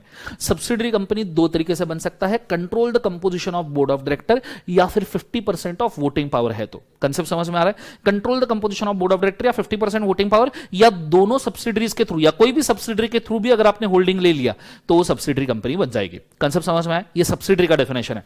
फिर हमने डेफिनेशन देखा किसका? एसोसिएट कंपनी का। एसोसिएट कंपनी में क्या है? When you have significant control, मतलब 20% वोटिंग पावर आया तो 20% वोटिंग पावर दिखाओ। सिग्निफिकेंट कंट्रोल, 20% वोटिंग पावर किसी कंपनी में है, या फिर उस कंपनी के साथ आपका ज्वाइंट वेंचर है। ज्वाइंट वेंचर 2 कंपनीज मिलकर ज्वाइंट वेंचर करें, सिग्निफिकेंट कंट्रोल और ज्वाइंट वेंचर है, तो वो एसोसिएट कंपनी बनती है। इसका मतलब है भैया 0.1% से लेकर 19.99% तक कुछ नहीं, it is just a investment. 20% से लेकर 50% it is a associate, 50% plus 1 से लेकर 99.99% subsidiary, and 100% wholly owned subsidiary. Wholly owned subsidiary मतलब उस कंपनी का 100% हम ही ने होल्ड करके रखा है। जैसे व्हाट्सएप का 100% शेयर होल्डिंग फेसबुक के पास है, जैसे टाटा स्टील्स ने कोरस कंपनी में 100% शेयर होल्डिंग उठा के रखा है, इंस्टाग्राम का 100% शेयर होल्डिंग फेसबुक के पास है। तो ये हो गई वोल्ली owned subsidiary, wholly owned subsidiary. और ये कंसेप्ट है आपका होल्डिंग सब्सिडरी एसोसिएट कंपनी का। ये कंसेप्ट है होल्डिंग सब्सिडरी एसोसिएट क्या होता है। और आपको पता है ये कंसेप्ट इतना फेमस है, इतना, हे भगवान मेरा लाइव स्ट्रीम बंद हो गया, मेरा मोबाइल ही बंद हो गया। 1 मिनट होल्ड करना प्लीज। आप तब तक ये लिखिए, मैं मेरा मोबाइल सेट करता हूं। ठीक है, ये ऊपर से लिखना शुरू कीजिएगा, फटाफट नोट कीजिएगा। समय अपने पास कम है, फास्ट एकदम नोट कीजिएगा, तुरंत से भी पहले।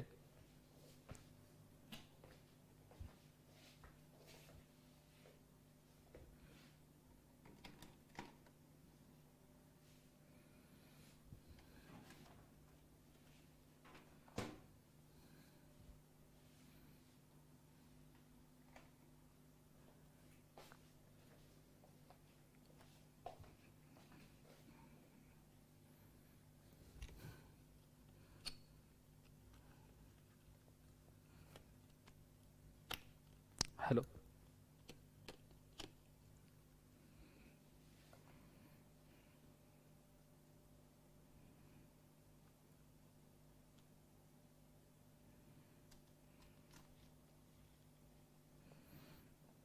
फटाफट लिख लीजिएगा। फिलहाल मैं कमेंट नहीं देख पाऊंगा, मेरा मोबाइल स्विच ऑफ हो चुका है बैटरी की वजह से। आप फटाफट लिख लीजिएगा, 2 मिनट में मोबाइल भी शुरू हो जाएगा, डोंट वरी।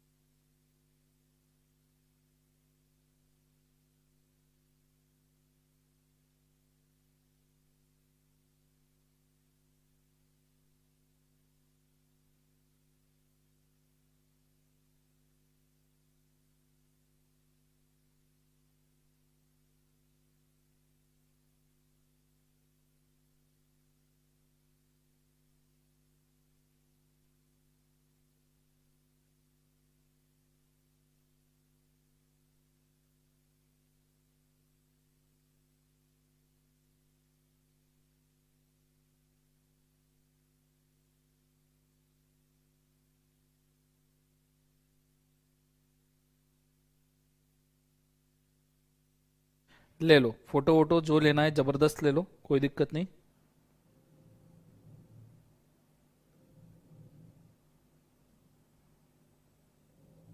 एक बार पूरा लिखना हो जाए तो डन करके बोल देना। मेरा चैट सिस्टम खुल चुका है तो मैं चैट्स देख सकता हूँ, डोंट वरी।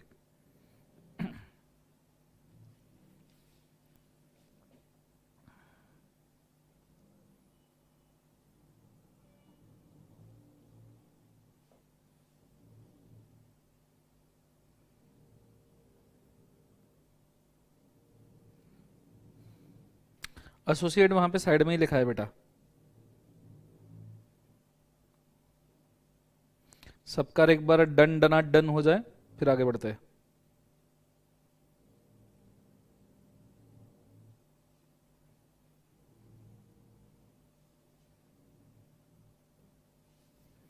चलो बहुत ही बढ़िया, ये लिख लेना।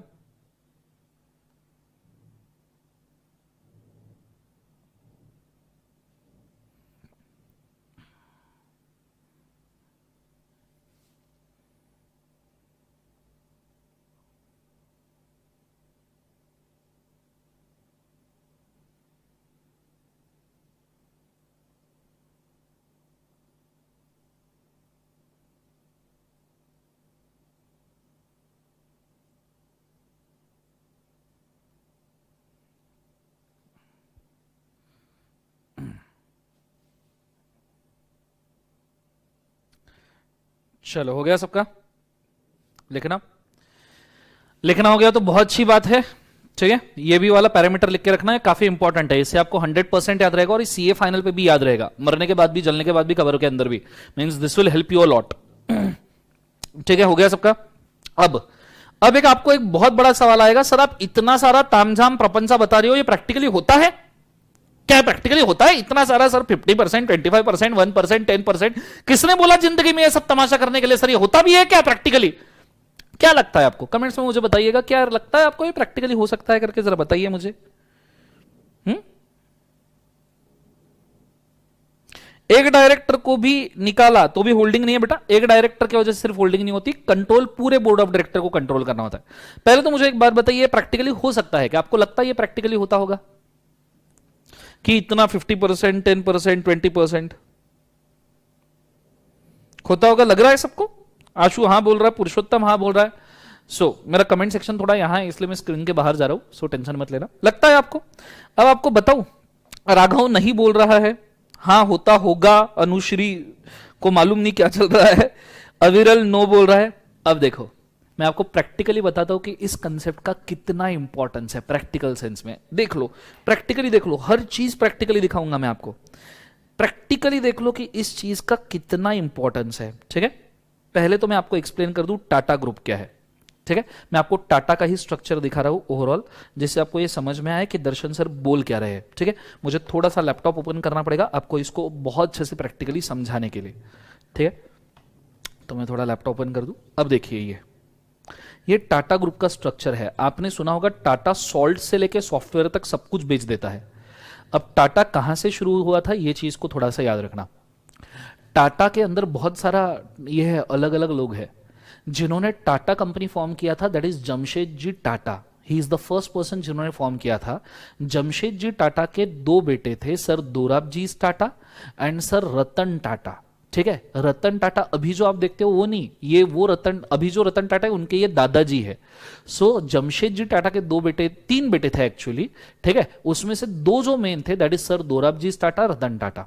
क्लियर है कंसेप्ट? सर रतन टाटा जो थे, सर रतन टाटा जो थे, उनके बेटे थे नवल टाटा, और नवल टाटा के जो बेटे हैं वो है रतन टाटा जो अभी है। मतलब उनके दादाजी के नाम पे सर रतन नवल टाटा जी का नाम रखा गया है। अभी जो आप रतन टाटा जी देखते हो ना, मेरे लिए तो आइडियलिस्टिक पर्सन है वो, तो सर रतन टाटा जी है ना, ये ओरिजिनल रतन टाटा जी के पोते हैं। कंसेप्ट समझ में आ रहा है? उनके दादाजी के नाम पे उनका नाम रखा गया था। कंसेप्ट समझ में आया? अब टाटा को किस किस लोगों ने कैसे कैसे संभाला ये मैं बोल दूं। सबसे पहले लीडिंग पर्सन थे जमशेद जी टाटा। जमशेद जी टाटा के बाद में उन्हीं के बेटों ने संभाला दोराबजी टाटा। फिर दोराबजी टाटा के कजिन ब्रदर थे, मतलब जमशेद जी टाटा के जो भाई थे उनके बेटे जो थे, दैट इज सर, किथे गया? ए नहीं नहीं प्लीज नहीं, हाँ इधर है।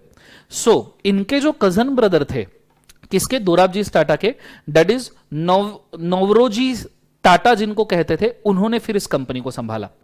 नवरोजी टाटा के बाद में ये कंपनी संभालने के लिए आई जेआरडी टाटा के पास में, और जेआरडी टाटा के बाद में अगर ये कंपनी संभालने के लिए आई तो आई रतन टाटा के पास में, और रतन टाटा के बाद में साइरस मिस्त्री के पास आई। साइरस मिस्त्री इज शापुरजी पालन जी, जो टाटा कंपनी के बड़े स्टेक होल्डर है, उनके नॉमिनी है साइरस मिस्त्री। क्लियर है? यहां पे आप देख सकते हो शापुरजी साइरस आलू, और इनके नॉमिनी है साइरस मिस्त्री। क्लियर है कंसेप्ट? तो ये टाटा का एंटरप्राइज है। ये पहले मैंने आपको क्यों बताया? क्योंकि मैं इससे भी भयानक डायग्राम अभी मैं आपको दिखाने वाला हूं, और वो भयानक डायग्राम है टाटा ग्रुप किस तरीके से वेंचर करता है। ठीक है, ये डायग्राम को भी बड़े अच्छे से आपने देखना, आप इसको देख के खुश हो जाओगे। बड़े अच्छे से ध्यान देना कि ये कंसेप्ट कितना प्रैक्टिकल है, कितना प्रैक्टिकल है आपको समझ में आएगा बच्चों। ठीक है, देखना, टाटा ट्रस्ट दो ट्रस्ट है, एक रतन टाटा ट्रस्ट और एक दोराबजी टाटा ट्रस्ट। ये जो ट्रस्ट है ना, इसमें दो ट्रस्ट है, रतन टाटा ट्रस्ट, दोराबजी टाटा ट्रस्ट, जो जमशेद जी टाटा के दो बेटे हैं।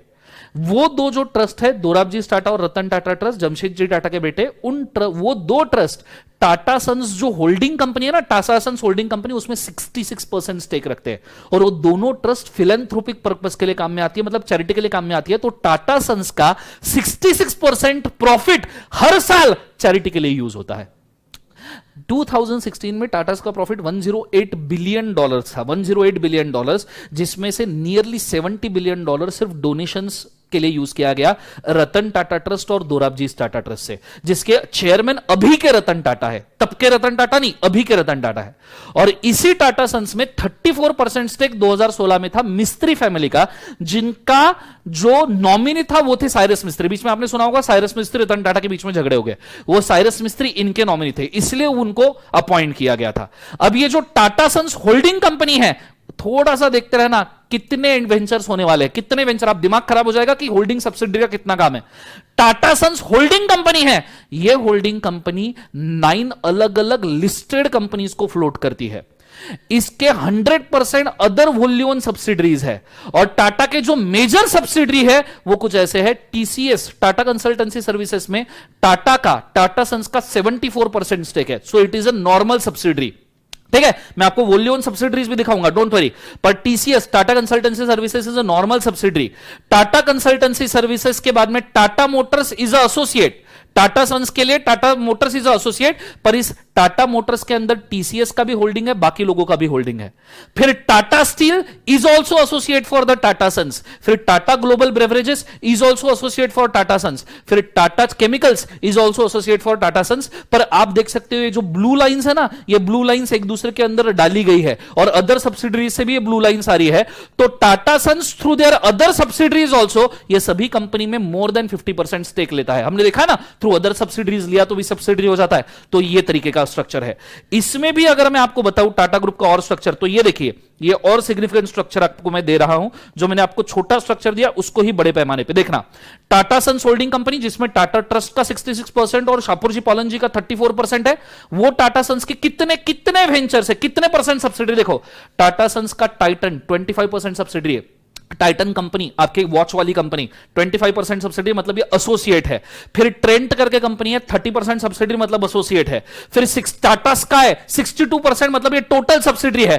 टाटा रियलिटी ये 100%, मतलब वोल्यून सब्सिडी है। उसके बाद में अगर मैं सुनते रहो, टाटा पावर प्लांट है जो पावर मैन्युफैक्चरिंग करता है, 32% एसोसिएट कंपनी है।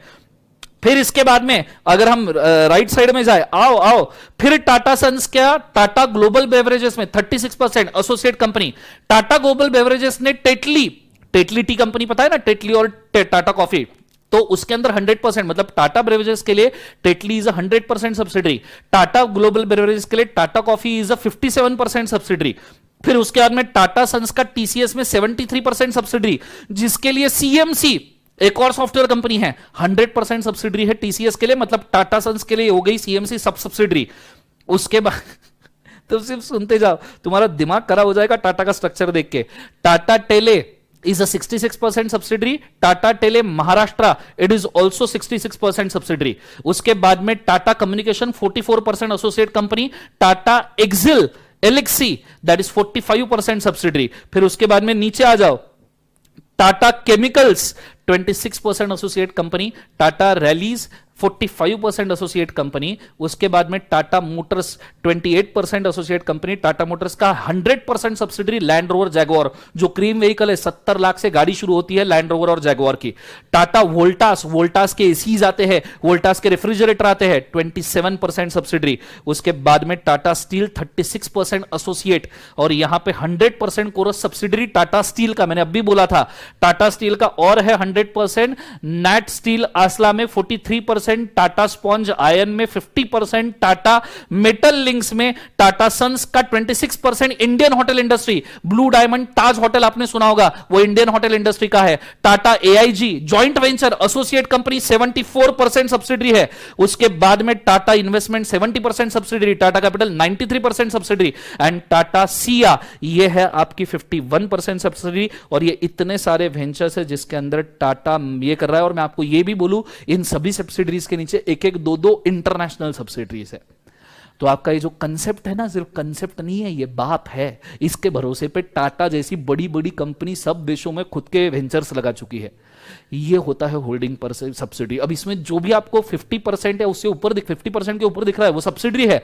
जो आपको 50% के नीचे है वो सब एसोसिएट है।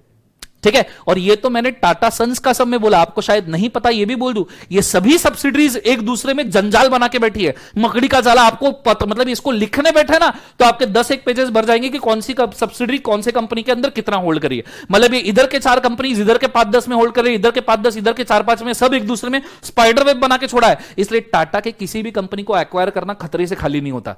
दुनिया का कोई भी कंपनी आके टाटा मोटर को ऑफर नहीं देता या टाटा कंपनी को ऑफर नहीं देता तुम्हारी कंपनी खरीदने, बिकॉज उसको मालूम है इसके अंदर इतने जंजाल भरे पड़े हैं कि एक धागा खींचेंगे तो पूरा जाला साथ में आ जाएगा। ये बात है, ये इतना प्रैक्टिकल है। इस लेवल पे आपको समझ में आना चाहिए। ये इस लेवल पे अगर आपको समझ में आया तो काम की चीजें, अदरवाइज नहीं। अगर आपको इसका स्क्रीनशॉट निकालना है तो आप इसका स्क्रीनशॉट निकाल के रख सकते हो, या आपको आगे काम में आएगा कि आपने इसको प्रैक्टिकली पढ़ा है। गो फॉर इट फास्ट। और समझ में आएगा प्लीज मुझे बताइएगा।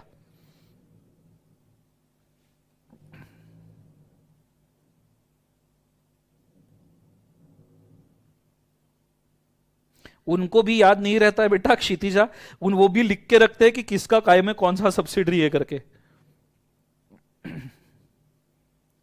स्क्रीनशॉट निकाल लीजिएगा। और टाटा के जो डायरेक्टर्स है उनका भी कैसा लगा कंसेप्ट मेरे को जरूर बताना।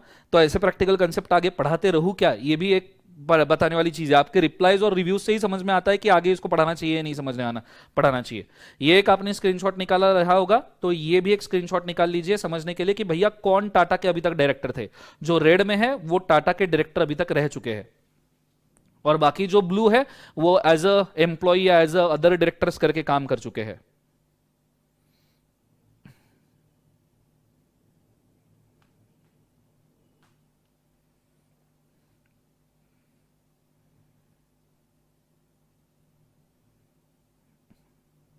फोटो निकाल लिया सबने?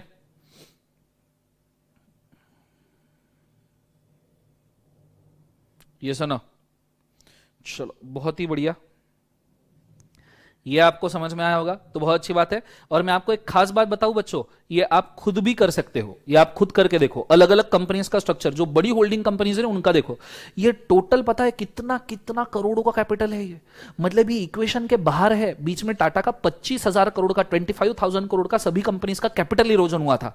सभी कंपनीज के शेयर मार्केट में डाउन हो गए थे। रतन टाटा ने जब चेयरमैनशिप छोड़ा तो 25,000 करोड़ का कैपिटल डाउन हो गया था मार्केट का, मार्केट वैल्यू कम हो गई थी। टाटा को कोई फर्क नहीं पड़ा, कोई फर्क नहीं पड़ा। लगेच इमीडिएटली 6-7 महीने बाद वही कैपिटल 7-8 हजार करोड़ रुपए ऊपर आ चुका था। This is how the industry grows. ठीक है, एक आदमी ने, सिर्फ एक आदमी ने विजन देखा कि मेरे को इंडस्ट्री बनानी है, और उसका क्या हो गया आज, मतलब पेपर बुक लेके बैठना पड़ता है कि किसका कितने, किसके अंदर कितना होल्डिंग है, और कितनी एम्प्लॉयमेंट, कितने कंट्रीज, कितने वेंचर। भाई नमक से लेके सॉफ्टवेयर तक सब कुछ बना दे रहे हो आप। और टीसीएस ये इंडिया का सबसे बड़ा सॉफ्टवेयर कंपनी है, इन्फोसिस भी नहीं है, टीसीएस इंडिया का सबसे बड़ा सॉफ्टवेयर कंपनी है। ये चीज क्रेडिबल है। ऐसी कुछ जिंदगी में तुम चीज करो, ऐसी कोई चीज करो जिंदगी में तो मानूंगा मैं सच्ची में। ऐसा कुछ तो एक आधा स्टूडेंट तो कर दो ऐसा। मैंने तो मेरी जिंदगी में जितना कर सकता था मैंने कर दिया, ऐसा लग रहा है। ठीक है, मेरे तो ठीक है टारगेट खत्म हो गया। आपके टारगेट ऐसे होने चाहिए। मैं हो सकता है मेरे अंदर इतना दम ना हो ये करने का, पर आपके अंदर है, आपके पास पोटेंशियल है। आपकी एज ही क्या है, 19-20 साल आपकी एज है सिर्फ। ये ऐसा कुछ करो, वो अभी से ट्राई करोगे ना तो अगले 10 साल कुछ भी हो गया ना, कोई भी चीज फिट होने के लिए 1000 दिन लगते हैं, और कोई भी चीज कंप्लीट होकर रेवेन्यू निकलने में 10,000 दिन लगते हैं। इससे ज्यादा, 10,000 नहीं, बहुत ज्यादा बोल दिया मैंने, 3,000 दिन लगते हैं। तो 1000 डेज का इक्वेशन आपने याद रखना। जिस दिन आपने शुरू किया वहां से 1000 डेज, मतलब 3 साल के पीरियड के अंदर आपका टारगेट मीट होना चाहिए। 3 साल में, इसलिए कोई भी बिजनेस सेट होने के लिए 3 साल बोला जाता है। और रेवेन्यू कमाना है आपको उसमें से, तो 3,000 दिन मतलब 10 साल का एक पूरा पीरियड कंप्लीट करना चाहिए। आप जिस भी एरिया में 10 साल अच्छे से कंप्लीट कर लेते हो, 90-80% सक्सेस रेशियो पे भी, उस एरिया में आप लेजेंड बन जाओगे। ये हमेशा की बात है, इस चीज को हमेशा याद रखना। ऐसा कुछ करो, ऐसा कुछ तो भी करो जिंदगी में कि बाद में जब मैं देखूं 20-25 साल बाद तो बोल सकूं ये भाई मेरे लाइव बैच के अंदर था, ये मेरा पेन ड्राइव स्टूडेंट था, ये मेरा, या ऐसे टीचर को फक्र होना चाहिए तुम्हारे ऊपर कि भाई क्या कर दिया जिंदगी के अंदर। ऐसा कुछ करो जिंदगी में, ठीक है। और सीए बनने के बाद सर हमने सीए कर लिया, बहुत हो गया, कुछ नहीं है। सीए चिल्लर है इन सब लोगों के सामने। ये इतना सब देखने का तुमको लगता है सीए, कितने सीए होंगे इस पूरे वेंचर में, खोरे से सीए भर के रखे होंगे, डजन भर उठाते होंगे चार्टर्ड अकाउंटेंट्स को। तो कुछ बड़ा सोचो, सीए तो करना ही है भाई, सीए तो टारगेट है ही लाइफ का। ये चीज को याद रखना अच्छे तरीके से। चलो मैं जाता हूं अपने वेंचर के ऊपर, लैपटॉप को थोड़ा सीधा कर दूं। आई होप सो कि ये कंसेप्ट आपको समझ में आया होगा। और ये अगर आपको कंसेप्ट समझ में आया होगा तो अब मेरे कुछ मेन सवाल है, अब ताबड़तोड़ सवाल, ऐसे कि जो घुस जाएंगे, ऐसे वाले सवाल पूछ रहा हूं, ठीक है। बहुत अच्छे से मेरे को इन सवालों का जवाब चाहिए बच्चों, उसके सिवा ये चीज आपको क्लियर नहीं होगी, ठीक है। 2-4 सवाल पूछ रहा हूं। सबसे पहला सवाल बड़े अच्छे से ध्यान देना। समझो, कंपनी का नाम है, अच्छा सा नाम लेते हैं थोड़ा सा, जो अभी काफी फेमस हो, जो अभी काफी चर्चा में हो। ऐसा कोई नाम है जो अभी काफी चर्चा में हो, बहुत चल रहा हो? ठीक है, विराट कोहली को बच्चा हुआ, हाँ बहुत बढ़िया।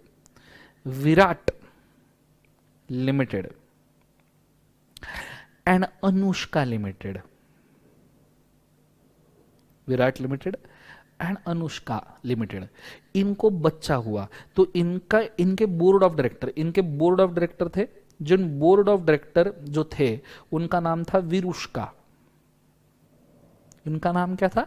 विरुष्का। लिमिटेड नहीं, विरुष्का बोर्ड ऑफ डायरेक्टर का नाम था। एक डायरेक्टर का नाम था वीरू, दूसरे डायरेक्टर का नाम था श्का। सो विरुष्का, 2 डायरेक्टर, 1 2।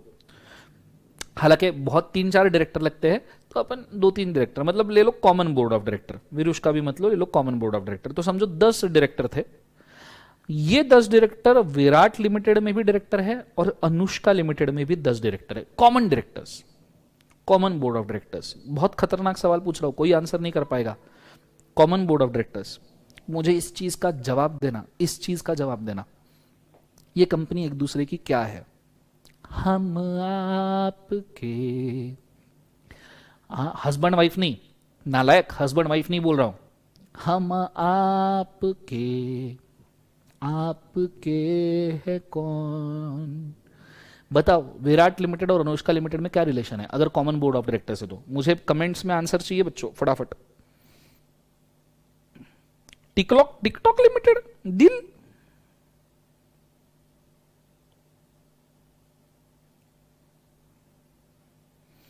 बताओ फटाफट, अनुष्का और विराट में क्या रिलेशन है अगर कॉमन बोर्ड ऑफ डायरेक्टर? कोई नहीं बता रहा, no one is there to tell. सोचो जिंदगी में, मैं तो नहीं बताने वाला दोनों में रिलेशन क्या है, बताओ फटाफट। कॉमन बोर्ड ऑफ डायरेक्टर से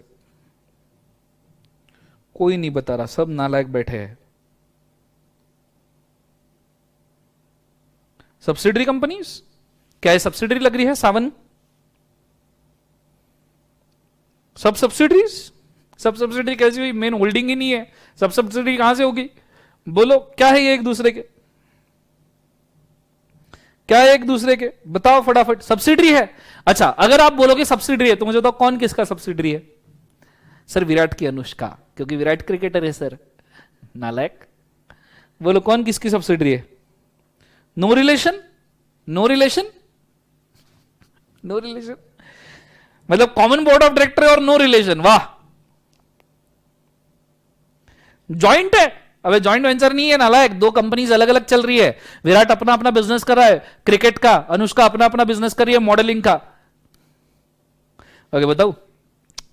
these companies are called as group companies. ठीक है, ये कंपनीज को हम ग्रुप कंपनीज कहते हैं बेटा। इनके बीच में ना होल्डिंग का रिलेशन है, ना सब्सिडरी का, ना एसोसिएट का, ना ही ये जॉइंट वेंचर, ये कुछ नहीं है। Just common board of director है तो it is called as group company. Group company मतलब अभी जो मैंने आपको टाटा का डायग्राम दिखा ना, इतना सारा, उसमें कॉमन डायरेक्टर्स हो सकते हैं बहुत सारी जगह पे। हो सकता है कोई शेयर होल्डिंग ना हो, डायरेक्ट कोई शेयर होल्डिंग ना हो, इनडायरेक्ट हो सकता है कहीं से घूम के आया हो, पर डायरेक्टर अगर कॉमन है it is a group company. एक और कंसेप्ट पूछता हूं। अभी हमने देखा कि भैया टाटा सन्स लिमिटेड जो है ना, टाटा सन्स लिमिटेड की एक सब्सिडरी है, that is a TCS, Tata Consultancy services. ये एक सब्सिडरी है। और टाटा सन्स की दूसरी सब्सिडरी है, लेट्स अज्यूम दूसरी सब्सिडरी है Tata Motors limited. Tata Motors limited is अ दूसरी सब्सिडरी। ठीक है, ये एक और सवाल है। This is question number 1, this is question number 2। अब ये दूसरी सब्सिडरी है, आपको मुझे बताना है। चलो, टाटा सन्स तो होल्डिंग कंपनी है, दैट्स नॉट इशू। बाकी दोनों सब्सिडरी है, दैट्स नॉट ऑल्सो इशू। पर इन दोनों में क्या रिलेशन है? टीसीएस और टाटा मोटर्स लिमिटेड, इन दोनों में क्या रिलेशन है? इस रिश्ते को मैं क्या कहूं? इस रिश्ते को मैं क्या नाम दूं? इस रिश्ते का कोई नाम है? कोई नाम है इस रिश्ते का? जैसे नॉर्मली आपके बीच में होता है ना कि भाई एक बहुत अच्छा एक आधी बहुत अच्छी बेस्ट फ्रेंड होती है, या एक आधी लड़की का एक बहुत अच्छा बेस्ट फ्रेंड होता है, जिसके लिए कभी कभी एक सॉफ्ट कॉर्नर क्रिएट होना शुरू होता है, थोड़ा सा अफेक्शन होना, थोड़ा अट्रैक्शन होना शुरू होता है। फिर दोनों सोचते हैं कि इस रिश्ते को हम क्या नाम दें। वो बेस्ट फ्रेंड पे तो सेटल रहता है, पर बेस्ट फ्रेंड से कुछ ज्यादा रहता है, ठीक है, और प्यार से कुछ कम रहता है। वो गुलाबी गुलाबी सा पीरियड जब एक दूसरे के प्रति काफी अच्छी चीजें लगना शुरू होती है, वो पीरियड जब एक दूसरे के प्रति सब अच्छा दिखना शुरू होता है, इस रिश्ते को मैं क्या नाम दूं? ये दोनों के बीच में वही रिश्ता है, डायरेक्ट कोई रिलेशन नहीं है। हाँ फ्रेंडशिप है, पर फ्रेंडशिप से कुछ ज्यादा है। फ्रेंडशिप तो भैया कॉम्पिटिटर से भी हो जाती है, तो यहां फ्रेंडशिप से कुछ ज्यादा है, पर रिश्ते से कुछ कम है। इसको क्या कहते हैं? Anyone can tell me? चलो बहुत बढ़िया, मामाची मुलगी आपली नहीं नालायक, हाँ मामाची मुलगी आपली, बहुत बढ़िया, मामाची मुलगी आपली, सही जा रहे हो, सही जा रहे हो। तो इस रिश्ते को नाम है सिस्टर कंसर्न। सिस्टर कंसर्न, मामाची मुलगी आपली, कंसेप्ट समझ में आया? This is called sister concern. एक ही होल्डिंग के जब 2 सब्सिडरीज होती है, 2000 सिस्टर कंसर्न। एक होल्डिंग के 10 सब्सिडरीज, 10 के 10 sister concern. Sir sister concern ही क्यों? इसको सर ब्रदर कंसर्न क्यों नहीं बोलते? Why not brother concern? बेटा वो कंपनी है, हम कंपनी को स्त्रीलिंग मानते हैं। कंपनी थी, कंपनी बनी, कंपनी मिट गई, ऐसे नहीं बोलते कंपनी था, कंपनी बना, कंपनी मिट गया। मतलब कंपनी थी, बनी, मिट गई, स्त्रीलिंगी है, इसलिए सिस्टर कंसर्न। अगर था, बना, मिट गया ये बोलते तो ब्रदर कंसर्न बोलते। और नॉर्मल मार्केट में स्त्रीलिंगी ही चलता है, sister concern. Woman dominant society, हम इक्वलिटी की बात करते हैं तो ऑब्वियस ही बात है, स्त्रीलिंगी, सिस्टर कंसर्न। कंसेप्ट समझ में आ रहा है सबको? हाँ ना, एकदम फालतू रीजन दिया, I am very sorry, but this is a sister concern. तो ये डेफिनेशन है ग्रुप कंपनीज का। ग्रुप मतलब एक ही ग्रुप के सब कंपनी, ये सिस्टर कंसर्न। ये ऊपर आपका डेफिनेशन रहा बच्चों एसोसिएट का, ये आपका डेफिनेशन रहा बच्चों सब्सिडरी का, और ये ऊपर रही होल्डिंग कंपनी। यहां आपके holding, subsidiary, associate, sister concern, group companies, ये सब होता है खत्म। कंसेप्ट समझ में आया? सही है, तो ये 2 चीजें लिख के रखो, और सब चीजों को एक बार याद कर लो। Go for it fast.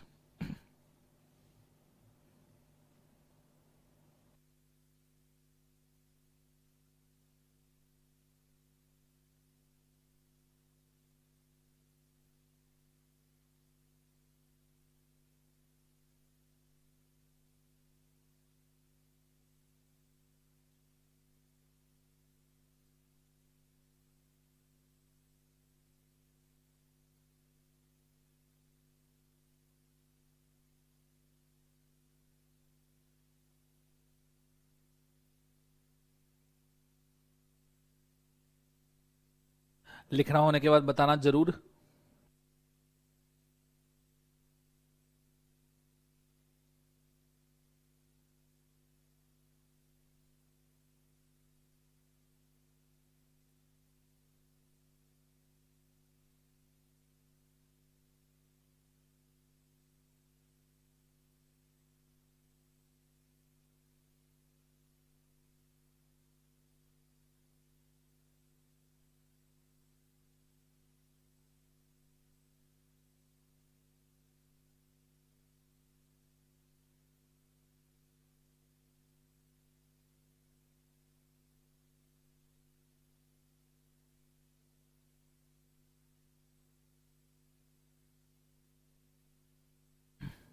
आशु बेटा थैंक यू सो मच। हो गया सबका? लिख लिया सबने?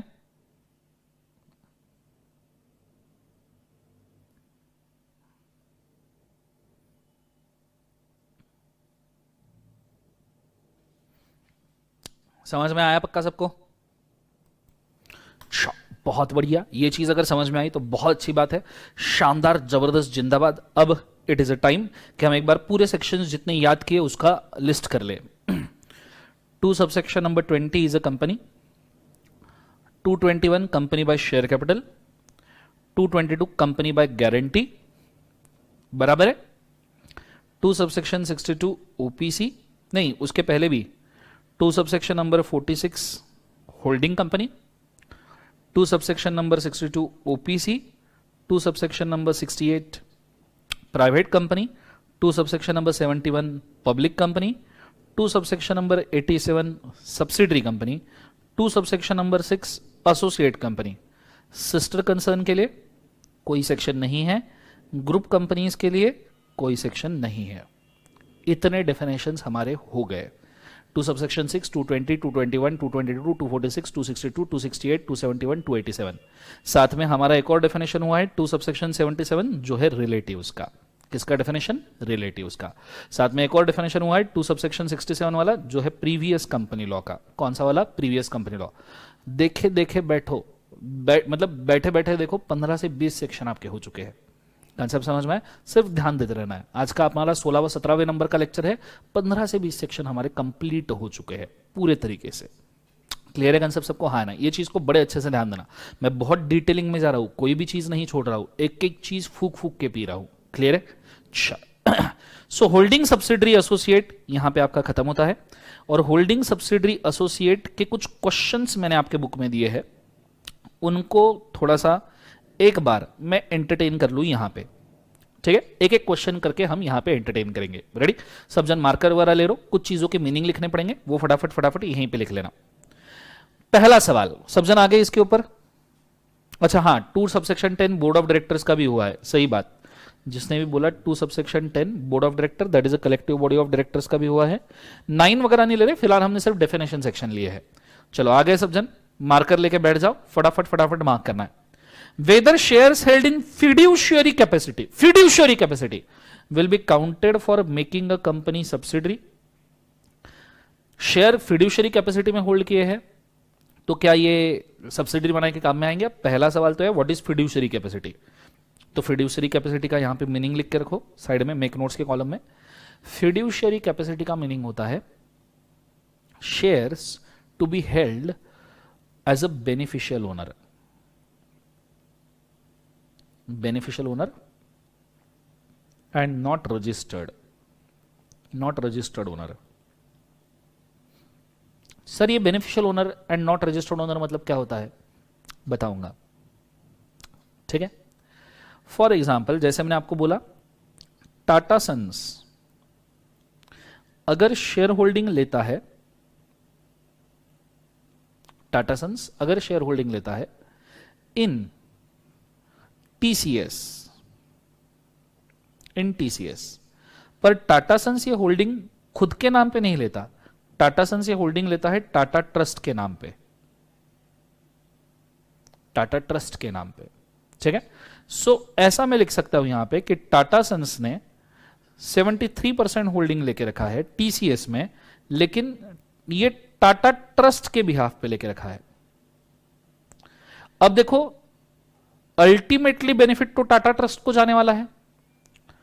टाटा सन्स तो यहां पे सिर्फ रजिस्टर्ड ओनर है, टाटा सन्स तो इज ओनली रजिस्टर्ड ओनर, पर अल्टीमेट बेनिफिट 66% का तो किसको जाएगा?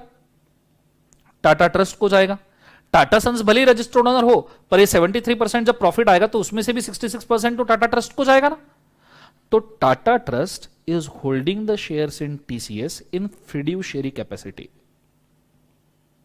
नाम में होल्ड नहीं किए, फिड्यूशियरी कैपेसिटी में होल्ड किए। नाम से नहीं होल्ड किया पर बेनिफिट्स पूरे मिल रहे हैं। सो ये भी सब्सिडरी बनाने के लिए काम में आता है। सो क्या लिखा है? Shall shall be consider for creating a subsidiary. कौन कौन से? Held in fiduciary capacity. Shares मतलब voting power, held in fiduciary capacity, यहां शेयर्स का मतलब वोटिंग पावर होता है। Shares held by virtue of the provision of any debentures and shares held as a security of the company's business including money lending. अगर आपने किसी को loan दिया है उसके बदले में भी शेयर मिले तो भी उसको फिड्यूशियरी कैपेसिटी में बोला आता है। क्लियर है सबको? हाँ ना? जैसे विजय माल्या को एसबीआई ने जब लोन दिया था तो उसके सिक्योरिटी के तौर पर एसबीआई ने शेयर्स मांगे थे किंगफिशर के, तो वो भी फिड्यूशियरी कैपेसिटी के शेयर्स माने जाते हैं। तो ये एक अजीब कंसेप्ट है, सीए इंटर में पूछने के चांसेस कम है पर पता होना चाहिए। कभी पूछ लिया तो लिखने वाले सिर्फ आप होंगे। तो क्या फिड्यूशियरी कैपेसिटी ला काउंट होगा? बिल्कुल होगा। इस चीज को हम हाँ बोलते हैं। क्लियर है कंसेप्ट सबको? हाँ है ना? उसके बाद में दूसरा सवाल, what will be the status of a private company which is a subsidiary of a public company. Private company जो सब्सिडरी है पब्लिक कंपनी का, आपको ऑलरेडी पता है कि उसका स्टेटस हम क्या लेते हैं? Public company, deemed public company status लेते हैं, हमको ऑलरेडी पता है। What will be the status of a private company which is a subsidiary of a foreign company. अब फॉरेन कंपनी हमारा हुआ नहीं है तो इस क्वेश्चन को पेंडिंग रखना। ठीक है? पेंडिंग मार्क करके रखना। नेक्स्ट वाला, A subsidiary of a public company even if a private is always considered as public company। बराबर है? पब्लिक कंपनी का सब्सिडरी प्राइवेट है फिर भी उसको पब्लिक माना जाता है।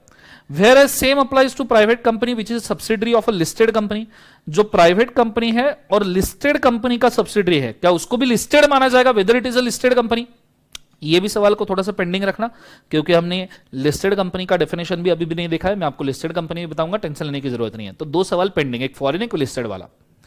Weather companies having common director will be considered as subsidiaries of each other. ये अभी अभी हमने एंटरटेन किया। कॉमन डायरेक्टर्स को हम सब्सिडरी कहते हैं क्या? नहीं, इसको हम क्या कहते हैं? Group companies. लिख के रखिए, ग्रुप कंपनीज। ठीक है। नेक्स्ट सवाल है, whether subsidiary company can hold the shares of holding company. क्या कोई सब्सिडरी कंपनी खुद ही के होल्डिंग कंपनी के शेयर होल्ड कर सकती है? साइड में एक मस्त example, star mark concept, exam में पूछा जाने वाला है। सेक्शन नंबर है 19, सेक्शन नंबर 19 में एक्सप्लेन किया है, अभी ले लू, क्योंकि सब्सिडरी होल्डिंग का कंसेप्ट हम अभी ले रहे। मुझे कमेंट्स में बताइए अभी आपकी झेलने की इच्छा है या नहीं है? हाँ ही बोलना, ना मत बोलना, मैं जान ले लूंगा ना बोल दिया किसी ने तो। फटाफट मुझे बोलना, क्या ये कंसेप्ट लेना चाहिए नहीं लेना चाहिए? बहुत इजी कंसेप्ट है, अगर आप ठीक से ध्यान दोगे तो आपको पता भी चल जाएगा। क्या सब्सिडरी कंपनी होल्डिंग कंपनी में शेयर होल्ड कर सकती है? फॉर एग्जांपल अभी अगर मैं बोलूं कि टाटा सन्स कंपनी है हमारा, टाटा सन्स लिमिटेड, और उसका सब्सिडरी अभी हमने लिया सॉफ्टवेयर वाला टीसीएस। टाटा सन्स तो टीसीएस में 73% स्टेक ले रहा है। Let's say for example if we से कि टाटा सन्स टीसीएस में 80% स्टेक रख रहा है, तो ये सब्सिडरी होगी। सवाल है, क्या टीसीएस टाटा सन्स के अंदर शेयर्स होल्ड कर सकती है? टीसीएस टाटा सन्स में क्या शेयर होल्डिंग कर सकती है? यह सवाल है। क्या सब्सिडरी कंपनी होल्डिंग कंपनी में शेयर होल्ड कर पाएगी? यस और नो, मुझे कमेंट्स के अंदर बताइए यस और नो। यस और नो फटाफट बताइए, क्या सब्सिडरी कंपनी होल्डिंग में शेयर होल्ड कर पाएगी? यस और नो? तो आंसर है, नॉर्मली इसका आंसर है, मैं बताऊं, नो, स्ट्रिक्ट वाला नो। ये बिल्कुल नहीं हो सकता कि सब्सिडरी होल्डिंग में शेयर होल्ड करे। क्यों नहीं हो सकता? लेट्स अज्यूम कि भाई फॉर एग्जांपल यहां पे टीसीएस ने टाटा में 50% शेयर रखे। कितने परसेंट शेयर रखे? फॉर एग्जांपल, वैसे अलाउड नहीं है पर 50% शेयर रखे। अब टीसीएस का प्रॉफिट समझो आया 100 करोड़। टीसीएस का प्रॉफिट कितना आया? 100 करोड़ नेट प्रॉफिट। तो इसका 80% मतलब 80 करोड़ टाटा को देना पड़ेगा, टाटा सन्स को, क्योंकि 80% है ना, तो 80 करोड़ टाटा सन्स को, पर उसमें तो 50% टीसीएस होल्ड करता है, तो 80 में से 40 करोड़ वापस टीसीएस को आएंगे। फिर टीसीएस में तो 80% टाटा होल्ड करता है, तो 40 का 80 32 करोड़ वापस टाटा को जाएगा। पर टाटा सन्स में तो 50% ये होल्ड करता है, मतलब 16 करोड़ वापस आएंगे नीचे। फिर इसमें मतलब ये जिंदगी भर यही इनका चलता रहेगा। मतलब 100 करोड़ में से पहले 80 करोड़ ऊपर जाएंगे, फिर 40 करोड़ नीचे आएंगे, फिर वापस से 32 करोड़ ऊपर जाएंगे और फिर 16 करोड़ नीचे आएंगे, फिर उसमें से वापस से 9.6 करोड़ ऊपर जाएंगे और उसमें से नियरली क्या 5 करोड़ नीचे आएंगे। तो क्या यही खेलते बैठे हैं आखिरी पैसे तक के? मतलब पता तो चले किसमें किसका कितना जा रहा है।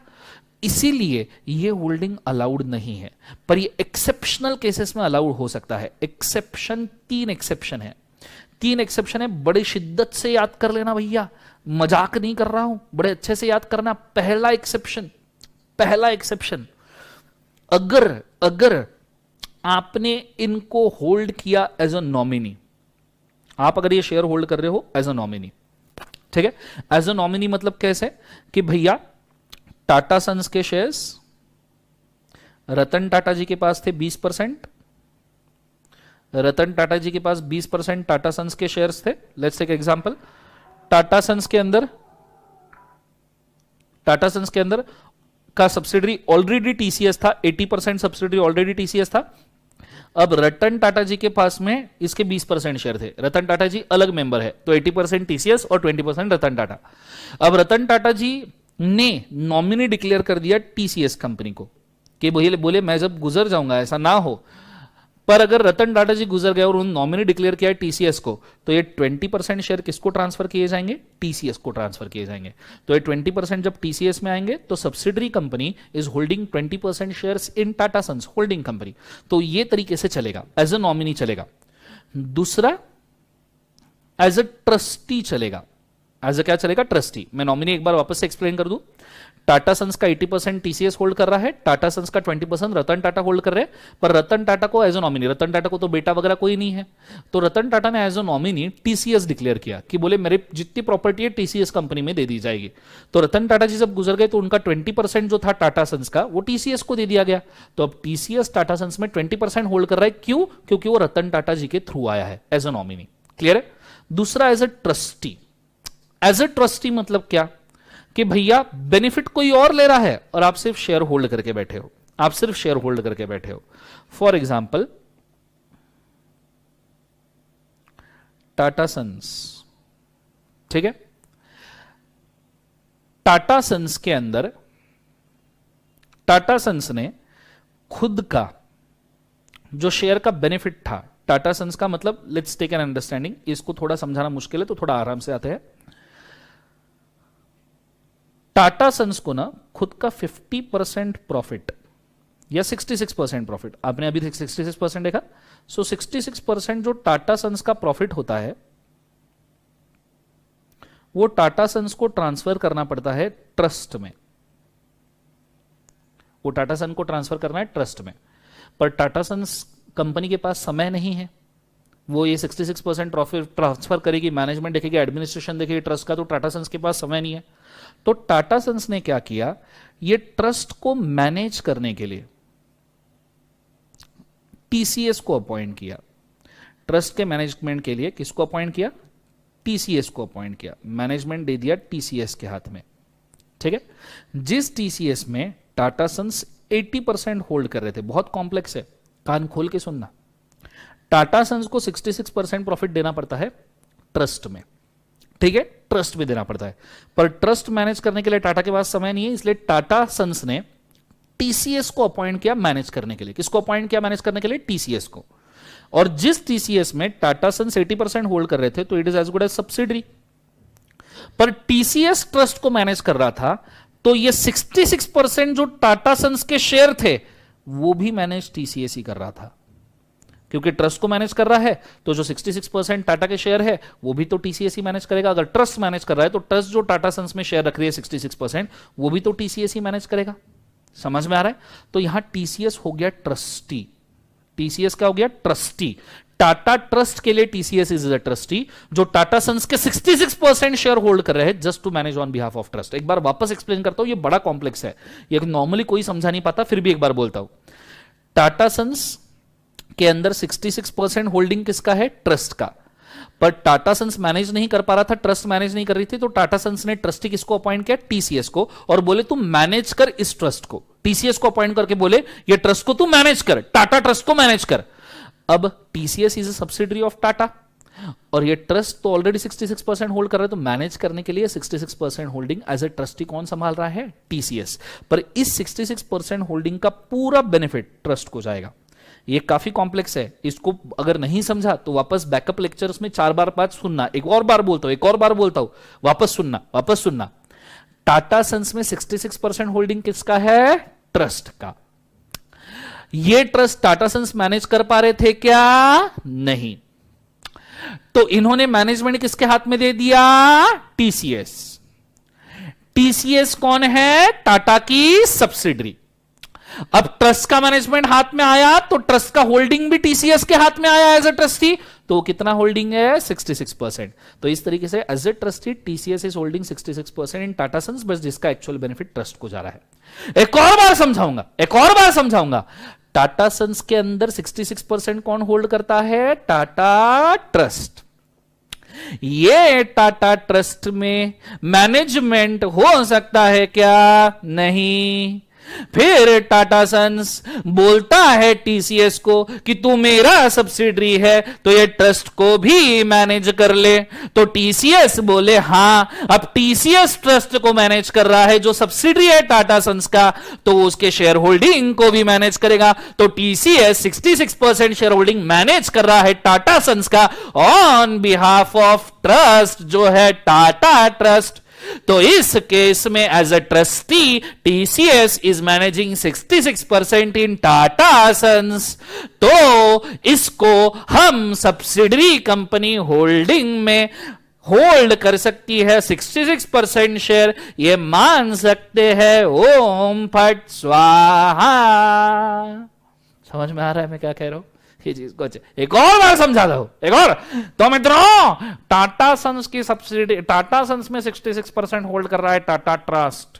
ये टाटा ट्रस्ट मैनेज नहीं कर सकता था, तो मैनेजर किसको अपॉइंट किया? टीसीएस, जो ऑलरेडी मित्रों किसका सब्सिडरी था? टाटा सन्स का। तो अब ट्रस्ट मैनेज कर रहा है, तो ट्रस्ट का 66% प्रॉफिट भी तो मैनेज, 66% होल्डिंग भी तो मैनेज कर रहा है। तो TCS is managing 66% shares of its holding company Tata Sons, जिसका टोटल बेनिफिट मित्रों टाटा ट्रस्ट को जा रहा है। एक और बार समझो, मतलब एक और बार समझोगे? एक और बार बोलो, समझोगे क्या? समझोगे क्या? बताओ, एक और बार समझोगे? जिंदगी क्यों नालायक लोग। आगे ये अगर आपको समझ में आया होगा, एक और बार समझना है तो एक और बार लिख देना कमेंट में, एक और बार समझाऊंगा। आज दिन भर यही समझाते रहूंगा, जिंदगी भर यही चीज समझनी है तुमको, ठीक है? Let's go. उसके बाद में लास्ट वाला ये हो गया बच्चों नॉमिनी, ये हो गया ट्रस्टी, और लास्ट वाला कोई पास्ट होल्डिंग है, पिछला कोई प्यार है। सब्सिडरी कंपनी का होल्डिंग कंपनी कोई पुराना प्यार है, होल्डिंग कंपनी में सब्सिडरी का कोई पुराना प्यार अटका पड़ा है। फॉर एग्जाम्पल बड़े अच्छे से ध्यान देना, टाटा सन्स, ठीक है? टाटा सन्स के अंदर टीसीएस ने शेयर लिए, ये पहले लिखता हूं थोड़ा तो लेफ्ट साइड से आ रहा हूं। टाटा सन्स के अंदर टीसीएस ने शेयर लिए थे 40%, लेट्स से 40% शेयर लिए थे। ये शेयर लेने का डेट क्या था? ये शेयर लेने का डेट था 14 फरवरी 2021। 14 फरवरी 2021 को ये शेयर्स लिए। 14 फरवरी वैलेंटाइंस डे पे प्यार जमा टीसीएस को टाटा सन्स से। तब तक टाटा सन्स टीसीएस में कोई शेयर होल्डिंग नहीं ले रहा था। टीसीएस ने टाटा सन्स में 14 फरवरी 2021 को 40% शेयर लिए, और उसके बाद में चिल्ड्रंस डे पे, चिल्ड्रंस डे पता है 9 महीने बाद आता है एग्जैक्टली, सितंबर में, हाँ सितंबर अक्टूबर या नवंबर में आता है चिल्ड्रंस डे। तो इन नवंबर, 14 नवंबर या क्या है चिल्ड्रंस डे, 14 नवंबर लेते हैं चिल्ड्रंस डे को। 14 नवंबर 2021 को बराबर 9 महीने बाद प्यार हुआ, तो 9 महीने बाद कुछ ना कुछ तो होगा। तो 9 महीने बाद टाटा सन्स टीसीएस के अंदर 80% शेयर्स लेता है। अब देखो, जब सब्सिडरी बनाया 80% शेयर लेके सब्सिडरी बनाया, लेकिन सब्सिडियरी बनाने के पहले टीसीएस को ऑलरेडी 40% टाटा सन्स में होल्ड कर रहा था। तो ऐसा कोई पास्ट होल्डिंग है, चलेगा। बस ये तीन केसेस में सब्सिडरी कंपनी होल्डिंग में शेयर होल्ड कर सकती है। एक तो as a nominee, as a trustee, as a nominee, as a trustee, as a past holding, करो एक बार action. As a nominee, as a nominee नहीं नालायक, as a nominee, as a trustee, as a past holding. इस तरीके से हम share hold कर सकते हैं सब्सिडरी कंपनी होल्डिंग में। इस तरीके से सब्सिडरी कंपनी होल्डिंग में शेयर होल्ड कर सकती है। समझ में आया? पक्का आइडिया क्लियर है मैं क्या कह रहा हूं? इस चीज को लिख के रख लेना फटाफट, जबरदस्त जिंदाबाद। गो फॉर इट फास्ट। समझ में आया तो जरूर बताना, ठीक है? गो फॉर इट फास्ट।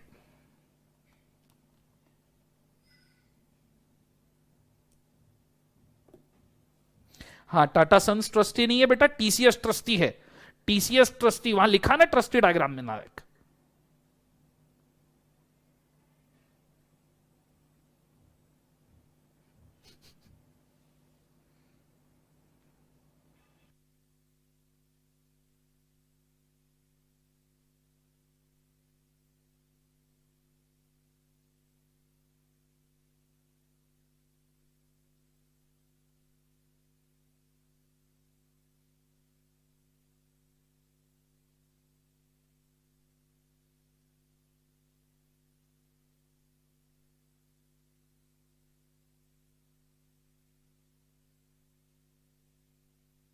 लिखना होने के बाद बता देना मेरे को। एक और सेक्शन हमने पढ़ लिया, यह है section 19, whether subsidiary can hold share in holding company. ऊपर मस्त सवाल लिख के रखना, whether subsidiary can hold shares in holding company.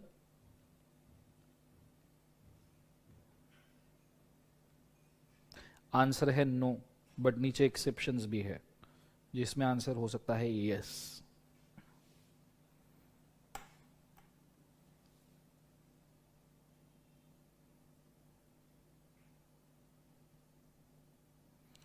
छोटे दर्शन सर उधर घूम रहे हैं जिंदगी के अंदर, मस्ती कर रहे हैं, तमाशे कर रहे हैं फिलहाल।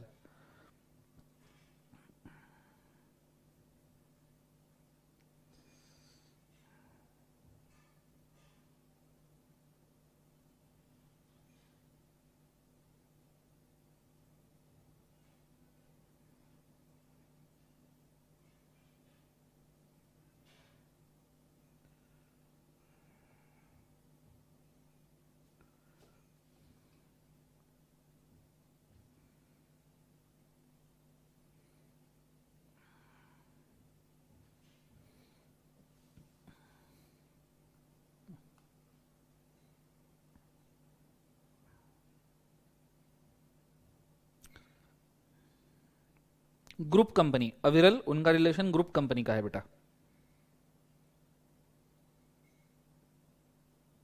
हाँ, इनमें भी प्रॉफिट डिवाइड करने में दिक्कत जरूर होगी। हाँ, इनमें भी आप बोलोगे कि सर ऐसा अगर होल्डिंग लिया तो भी प्रॉफिट डिवाइड करने में दिक्कत होगी, तो नॉर्मली इसके लिए क्लैरिफिकेशन दिया है गवर्नमेंट ने कि इन सिचुएशन में आपको प्रॉफिट रिपीट डिवाइड करने की जरूरत नहीं है। ठीक है, आप एक specified profit acquisition agreement decide कर लो, फिर वो आप डिवाइड कर सकते हो, कोई दिक्कत नहीं।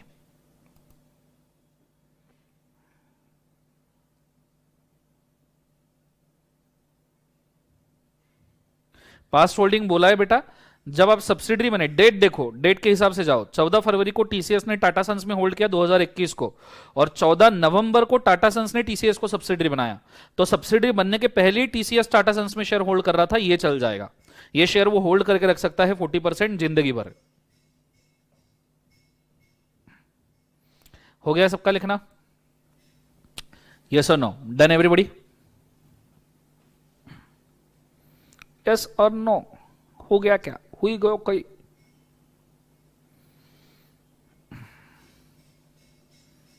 हुई गयो कोई? चलो, सो अगर हो गया होगा लिखना तो 2 घंटे होते हैं, 1 घंटा 55 मिनट हो चुके हैं आज के लिए। फिर हम इतना काफी करते हैं। लेक्चर आई गेस आपको पसंद आया होगा। गूगल ड्राइव के ऊपर ये लेक्चर आज शाम या कल सवेरे अपलोड हो जाएगा। लाइव स्ट्रीमिंग वालों को बोल रहा हूँ, बाकी जो गूगल ड्राइव से डाउनलोड कर रहे हो उनको तो क्या ही बोलूँ, हाय गूगल ड्राइव, हाय पेन ड्राइव, हाय। ठीक है, तो ये चीज को अच्छे तरीके से याद रखना। चलो आज के लिए काफी करते हैं। Solve for today, have a nice day. Darshan Khare signing out, good day, god bless you, take care.